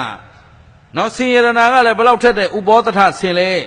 ဆိုတော့စင်ယရနာကြီးရလာတာနဲ့ဩဒီစင်ဟာငါအတွက်ငါဘုံငါကံနဲ့ရလာတာဒီစင်ဘယ်လောက်စွမ်းပါလဲဆိုတက်စီးကြည့်မနဲ့လင်းအိယာထမနဲ့အာယုံစားပြီးတဲ့အချိန်လောက်ကစင်ပေါ်တက်စီးပြီးတော့သူပိုင်တဲ့ကျွန်းကြီး၄ကျွန်းငယ်2000ကိုပတ်ပြီးပြန်လာတာနေ့လေဓမင်းစားမိတယ်တဲ့ဟုတ်ပြီနော်အစင်ယရနာကြီးလည်းရတယ်မြင်းယရနာကြီးလည်းရတယ်မိဖုရားယရနာကြီးလည်းရတယ်သားကြီးယရနာကြီးလည်းရတယ်တထေးကြီးယရနာကြီးလည်းရတယ်ပေါ့ဗျာနောက်ဗရမ ्या ယရနာယရနာ9ပါးစัจ java မင်းရပြီးတော့စည်းစိမ်ချမ်းသာတွေပြည့်စုံစွာခံစားဟုတ်ပြီနော်စัจ java မင်းဟာသူရကာတဲ့ပို့ပြီးတော့အသက်ရှိတယ်စัจ java မင်းဟာသူရကာတဲ့ပို့ပြီးတော့ခွန်အားဗလာတောင့်တင်းတယ်စัจ java မင်းသည်သူရကာတဲ့ဟောဒီလောကရတကွင်တို့၄ကျွန်းတစ်မြင့်ပုံမှာသူ့ထက်လှတဲ့လူမရှိဘူးသူ့ထက်ခွန်အားကြီးတဲ့လူလည်းမရှိဘူးရိုးလေးနဲ့ခင်ဗျားတို့နားလည်အောင်ပြောရရင်စัจ java မင်းသည်အလိုရှိသလောက်အစားစားနိုင်တယ်စားသလောက်အစာကြည်ပြီးအားဖြစ်တယ်ကဲခင်ဗျားတို့ကျုပ်တို့နဲ့ကွာမကွာခင်ဗျားတို့စားကျင်တိုင်းစားလို့ရလားဟိုဟာအကျော်တက်မှာစိုးလို့ဒါသွေးတို့နဲ့မတွက်လို့ဟိုဟာစီးကြိုနဲ့မတဲလို့ဟိုပင်လယ်စာလည်းမဖြစ်သေးဘူးစားကျင်တာတစ်မျိုးစားနေရတာကတစ်မျိုးပြီးရင်ဆေးတော့ရတာအမောစัจ java မင်းဘာဆေးမှတော့ဆံမလို့ဟုတ်ပြီနော်၅ပါးအာယုံကာမဂုဏ်ကိုအလိုရှိတိုင်းခံစားနိုင်တယ်မင်းသာပြောတာသားကြီးယရနာပေါ်ပေါက်လာတော့သားကြီးရဲ့တိုင်းပြည်အုပ်ချုပ်မလို့မင်းလုပ်တယ်သူအမိဖုရားတွေနဲ့စီးစိမ်ခံစားရုံပဲသူမိဖုရားကြီးယရနာကလည်းဆောင်းရသည်ဆိုနှွေးတယ်နှွေရသည်ဆိုအေးတယ်တကူလုံးကစံတကူနန့်တာနန့်မှုန်းနေတယ်ဗဇက်ကကြာညိုရနန့်လေးသင်းနေတယ်ဒီလိုမိမ့်မများအာဘုဇော်နံလို့ထွက်ပြေးရတဲ့လူတွေကြီးပဲသဘောပါသလားကိုယ်နန့်ယောက်ျားရသွားမှဆိုလို့ရေချိုးရတာအမောသဘောပါသလားဟိုစัจ java မင်းရဲ့မိဖုရားကြီးယရနာအဲ့လိုဆိုတော့ကောင်းကျိုးချမ်းသာတွေမခံစားဘူးလားစัจ java မင်းစည်းစိမ်ကိုခင်ဗျားတို့မျှော်မှန်းလို့ရမလားအဲ့ဒီမျှော်မှန်းမရလောက်တဲ့စัจ java မင်းစည်းစိမ်ဟာတဲ့ဟိုနတ်မင်းစည်းစိမ်နဲ့ရှင်ကြည့်လိုက်ရင်ခုနကမြင့်မို့တောင်နဲ့လက်ထဲကကြောက်ခဲလောက်กว่า gain ဒါဖြင့်နတ်စည်းစိမ်ကဘုံမချမ်းသာဘူးလားစัจ जा မင်းစည်းစိမ်နဲ့နတ်စည်းစိမ်ဘယ်ဟာဘုံချမ်းသာအခုကောင်းမှုမင်္ဂလာလှုပ်ထားတဲ့ကာယကံဝစီကံမနောကံကောင်းသောကံတွေလှုပ်ထားတဲ့ပုဂ္ဂိုလ်ကနတ်စည်းစိမ်တွေရနိုင်မရနိုင်သဘောပါသလားဒါဖြင့်ကိုဘိုးကကိုဒိုးတက်အောင်လှုပ်တဲ့လူကလူလိမ္မာလားဆုပ်ယုပ်အောင်လှုပ်တဲ့လူကလူလိမ္မာလားဒါဖြင့်ကောက်ရိုးစားတဲ့ဘဝပြန်သွားမလားမြက်စားတဲ့ဘဝပြန်သွားမလားမစင်စားတဲ့ဘဝပြန်သွားမလားဒါမို့ငရဲတန်ရီဘူးသွားတောက်ကြမလား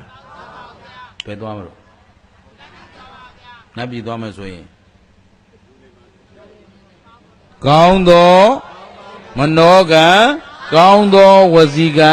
ကောင်းသောမနောကံအာထုတ်ကြဖို့လိုအပ်မလိုအပ်သဘောပါသလားဟိအဲ့တော့အားလုံးဦးဇင်းတို့တော်ကောင်းတို့တွေမြတ်စွာဘုရားကလူမိုက်နဲ့လူတွေမှာခွဲဟောသွားပြီဟုတ်ပြီနော်လူမိုက်လို့သိနိုင်တာအချက်ပဲတစ်ချက်ပါလိမ့်လေမကောင်းသောမနောကံမကောင်းသောဝစီကံမကောင်းသောမနောကာယကံဒီကံ၃ပါးကိုကျင့်သုံးနေရင်လူမိုက်ဒီပစ္စုပန်မှာလဲဆင်းရဲမှု၃မျိုးဘယ်နှမျိုးလဲ၃မျိုးသူတစ်ပါးပြောသမျှလဲကိုယ်မှစိုးရင်ကြောက်ကြမနေရဘူးလားသူတစ်ပါးဖမ်းရစီးရနှိမ့်ဆက်ခံရပြီဆိုလည်းမကြောက်ရဘူးလားသေကံနီးမှာရောမပူပန်ရဘူးလားဟုတ်ပြီအဲ့တော့ပစ္စုပန်အကျိုးတွေမရဘူးလားရတဲ့ပြင်နောက်တမလို့မှလဲငရဲတလိ္ဆာပြိတ္တာသူတို့ပဲမရရဘူးလားရမယ်ဆိုရင်မစင်စားတဲ့ဘဝကောက်ရိုးစားတဲ့ဘဝတန်ရီဘူးတောက်ရတဲ့ဘဝတွေမရောက်ဘူးလားဒါပြင်အဲ့ဒီအလုပ်မျိုးသည်သူတော်ကောင်းတို့လှုပ်တဲ့မလှုပ်တဲ့ကိုစောင့်ရှောက်သူလားဖျက်ဆီးသူလားကိုစောင့်ရှောက်တော့မယ်ဆိုရင်ကောင်းသောမနောကံကောင်းသောဝစီကံကောင်းသောကာယကံဒီကံ၃ပါးလေးအခုခင်ဗျားတို့ရွတ်ဆောင်ထားတာနဲ့ငွေမွဲခြင်းတလောက်မွဲယာထုပြုတ်ခြင်းတလောက်ပြုတ်ဒီကံ၃ပါးမပြုတ်စေနဲ့သဘောပါသလားဒါဆိုရင်ပြစ္ဆုတ်ပန်လဲချမ်းသာမယ်ချမ်းသာဘယ်နှမျိုး၃မျိုးဘသူပါပြောစိတ်နှလုံးမှာပူပင်ကြောင်းကြမဖြစ်ဖက်တဲ့စိတ်နှလုံးငြိမ်းချမ်းခြင်းချမ်းသာကိုမရဘူးလားနောက်တစ်ခါသူရကာတွေပြစ်ဒဏ်သိတဲ့ဆင်းရဲခံရတယ်ဆိုတော့လေကိုပူပင်စရာမလိုဘူး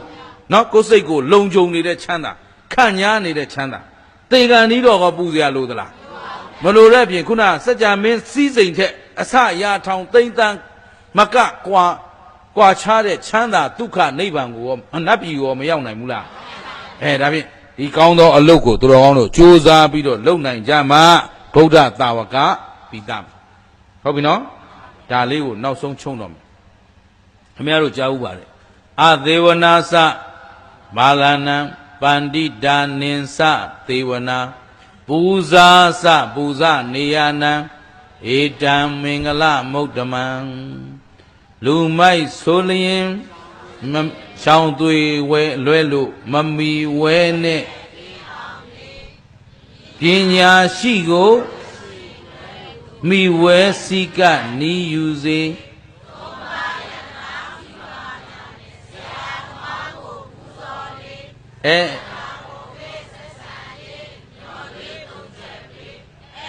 ရာမ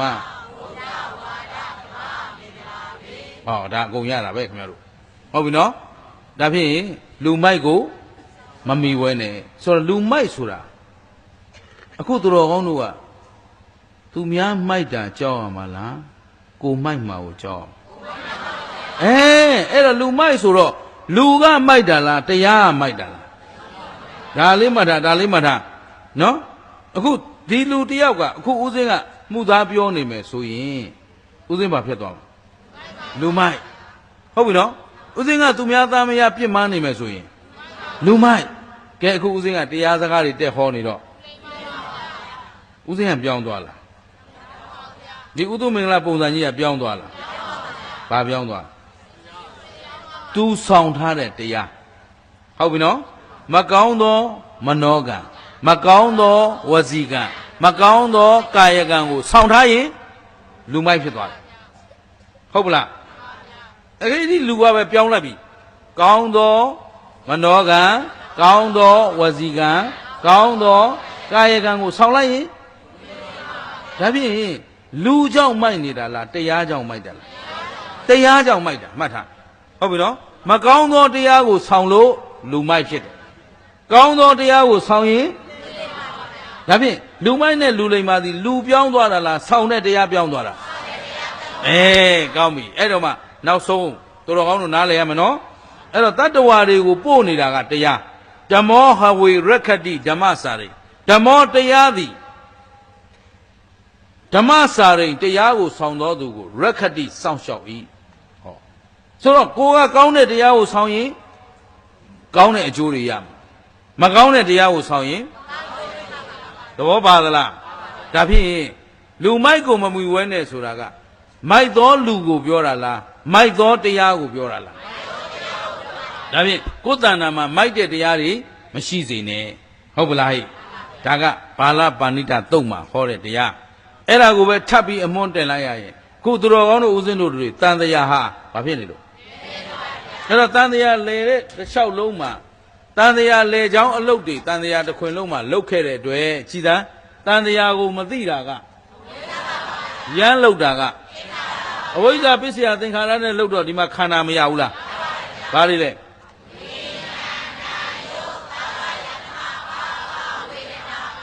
ခန္ဓာဘယ်နှပါးဘာသစ္စာတော့အဲ့ဒီဒုက္ခသစ္စာကြီးကအလိုလိုရလာလားအတိတ်ကအဝိဇ္ဇာသင်္ခါရလုတ်ခဲ့လို့လားဒါဖြင့်အတိတ်အကြောင်းရှိလို့ပြစ္ဆုတ်ပံအကျိုးရတာအခုပြစ္ဆုတ်ပံမှာလဲသူတော်ကောင်းတို့ဒီမှာကြည့်ဝေဒနာပစ္စယတဏှာပစ္စယဥပါဒနာပစ္စယကာမဘဝဆိုတော့ဒီမှာကာယကံဝစီကံမနောကံတွေထပ်မလုပ်ဘူးလားလုံနေရင်ဒီမှာသမုဒိယလုံရင်ဘာပဲရမယ်အတိတ်ကသမုဒိယလုံတော့အခုဒုက္ခရောက်နေတယ်အတိတ်ကသမုဒိယလုံတော့အခုသမုဒိယထပ်လုံရင်နောင်ဒုက္ခရမှာလားမရဘူးလားအခုဒီမှာသက်သေရှိတယ်လေအတိတ်ကသမုဒိယလုံခဲ့လို့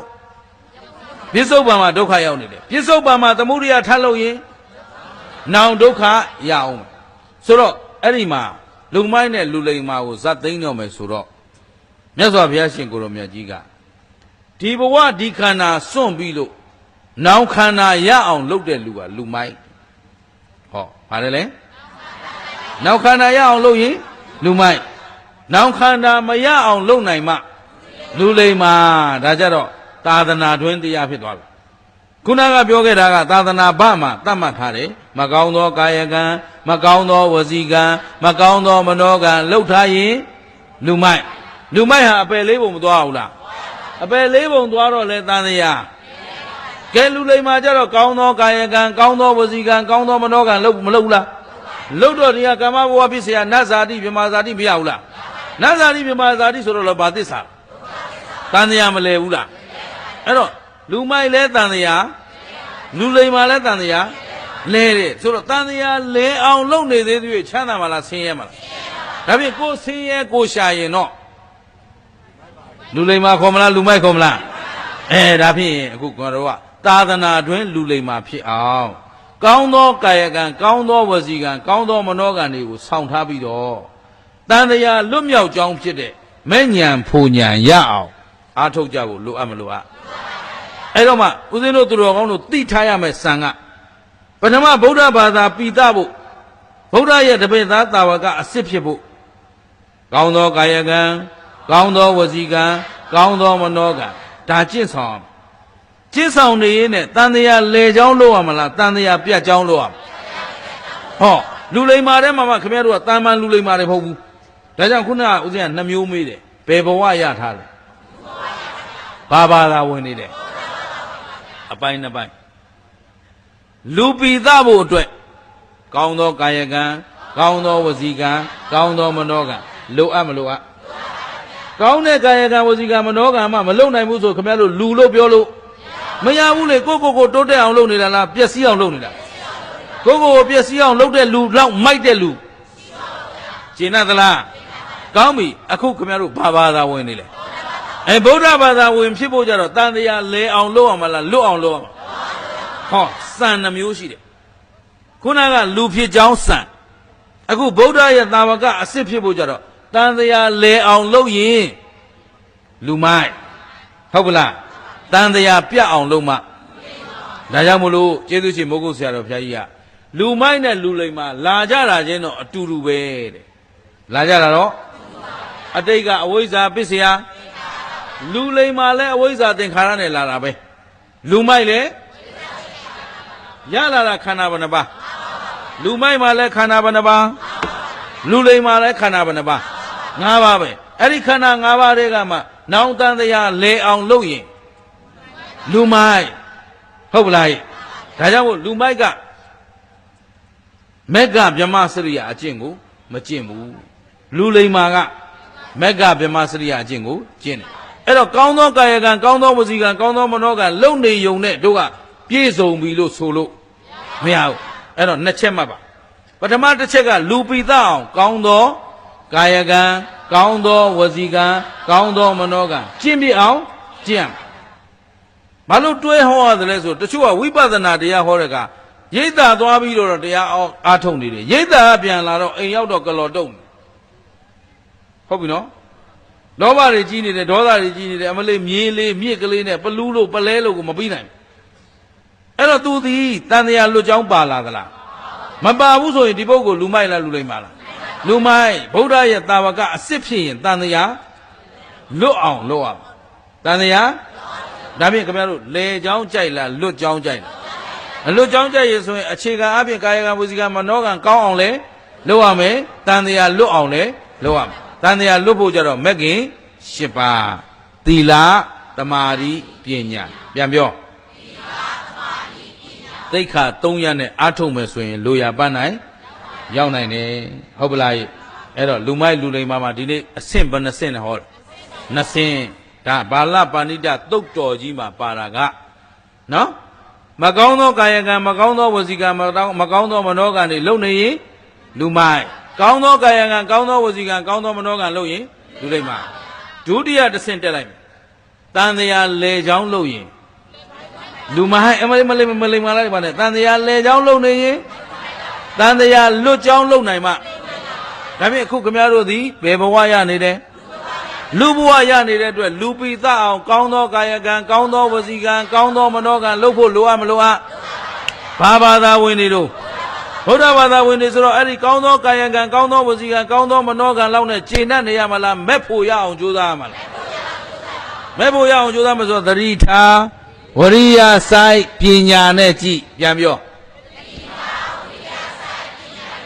ဒါကတော့မဖြစ်မနေမှတ်ထားရမယ်ချက်ဘဝတစ်လျှောက်လုံးမှာတတိလက်လွတ်လို့မရဘူးတတိဆိုတာအောင်းမေ့တာငါဟာလူသားတစ်ယောက်ဆိုတာမမေ့နဲ့ငါဟာဗုဒ္ဓဘာသာဆိုတာမမေ့နဲ့ပထမလူသားတစ်ယောက်လို့မမေ့နဲ့ဆိုတာကကာယကံဝစီကံမနောကံတွေမမားစေနဲ့လူမှန်ရင်ကာယကံဝစီကံမနောကံမမောက်မားရအောင်ရှင်းလားတိရစ္ဆာန်တွေလုတ်တဲ့အလုပ်နဲ့အချိန်မကုန်စေနဲ့တိရစ္ဆာန်ဆိုတာကြီးနိုင်ငယ်ညင်နိုင်ရာစာစီးမရှိဘူးလူမှန်ရင်စီကံရှိရဟုတ်ကလားဟဲ့နောက်ဘာသာတွေလဲဗုဒ္ဓဘာသာဖြစ်တဲ့အတွက်တန်တရားလဲအောင်လုပ်မလားလွတ်အောင်လုပ်မယ်ဆိုတော့လွတ်အောင်လုပ်ဖို့ကြတော့ကိုယ်ရုပ်ကိုယ်နာကိုပြန်ကြည့်ရမယ်ကိုယ်မှာရှိတာခန္ဓာဘယ်နှပါဒါပဲဒီလောက်တော့ခင်ဗျားတို့အကျမ်းပြင်းတော့သိတတ်ပါတယ်ခန္ဓာ၅ပါးအချင်းချုပ်ရင်ရုပ်တရားနဲ့အခုခင်ဗျားတို့ရထားတဲ့ရုပ်ကလေးတွေရောမြဲလားနာမ်ရောရုပ်နာခန္ဓာဘာသစ္စာအောင်မလေးပိုင်လိုက်တာကျုပ်မသိဘူးထင်လို့အလကားနေအမောခံဟောနေတယ်အကုန်သိပြီးသားတွေပဲဘာသစ္စာသိတဲ့ဉာဏ်ကမေဃသစ္စာလာရင်လောဘဒေါသမောဟမာနဣဒ္ဓမရှိယပိစ္ဆာပြပါဒလာအောင်မလားသိတာကနောက်ခန္ဓာမလားလားဩမောလိုက်တယ်အခုမှသိလုံးမဟောစရာတော့မလိုဘူးသဘောပါတယ်နော်ဒါဖြင့်အပိုင်းတစ်ပိုင်းမှတ်မိအောင်မှတ်ပါလူပိသအောင်ကောင်းသောကာယကံကောင်းသောဝစီကံကောင်းသောမနောကံအာထုတ်ပါဒါမှလူလိမ္မာဖြစ်မယ်ဟုတ်ပြီနော်ဘာဘာသာဝင်နေလဲဗုဒ္ဓဘာသာဆိုရင်လေမလားဖြတ်မလားအဲ့တော့တန်တရားလေချောင်းလုပ်ကြမလားပြတ်ချောင်းလုပ်မလားပြတ်ချောင်းလုပ်တော့လူချမ်းသာလဲဘာသစ္စာနတ်ချမ်းသာရောမြမချမ်းသာရောခန္ဓာမှန်ရင်ဘာသစ္စာခန္ဓာမှာမြဲတဲ့ခန္ဓာရဲ့လို့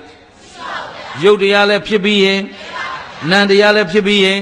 ခုဒီထဲမှာတဖြည်းဖြည်းပြိုလာကြသလားအိုလာကြသလားအိုးလာတယ်အိုပြီးရင်နာအောင်မယ်နာပြီးရင်မအိုနဲ့လို့တာမနာပါနဲ့လို့တောင်းပန် မသေးပါနဲ့လို့လို့ရမလားအိုနာသေးရလွတ်သလားအဲ့တော့ဘယ်ခန္ဓာရရင်လွတ်မလဲဘယ်ခန္ဓာမှမလွတ်နိုင်ဘူးခန္ဓာမရမှအိုနာသေးကကျင်တတ်သလားအဲ့တော့ယုံနာခန္ဓာဘာသစ္စာသိတဲ့ဉာဏ်ကသေတာကနောက်ခန္ဓာမလာတာကသစ္စာဘယ်နှချက်ကြိုက်အေးကဲဆိုသစ္စာ၄ချက်တပြိုင်တည်းကြိုက်မှသာလျှင်တန်တရားဝတ်တွင်းကလွတ်ကင်းနိုင်မှာဖြစ်တဲ့အတွက်မမိမလျော်မပေါ့စားသောတတိမလျှော့သောဇွဲလုံးလာဝရိယကိုလက်ကင်ထားပြီးတော့ဒီဘဝဒီခန္ဓာမစွန့်ကြခင်လူပိသအောင်သာသနာတွင်သာပိသအောင်ကြိုးစားကြပါစို့လို့တိုက်တွန်းရင်းနဲ့ဘာလပန္တိတသုတ်ဒေသနာဏိဂုံးချုပ်ကြစို့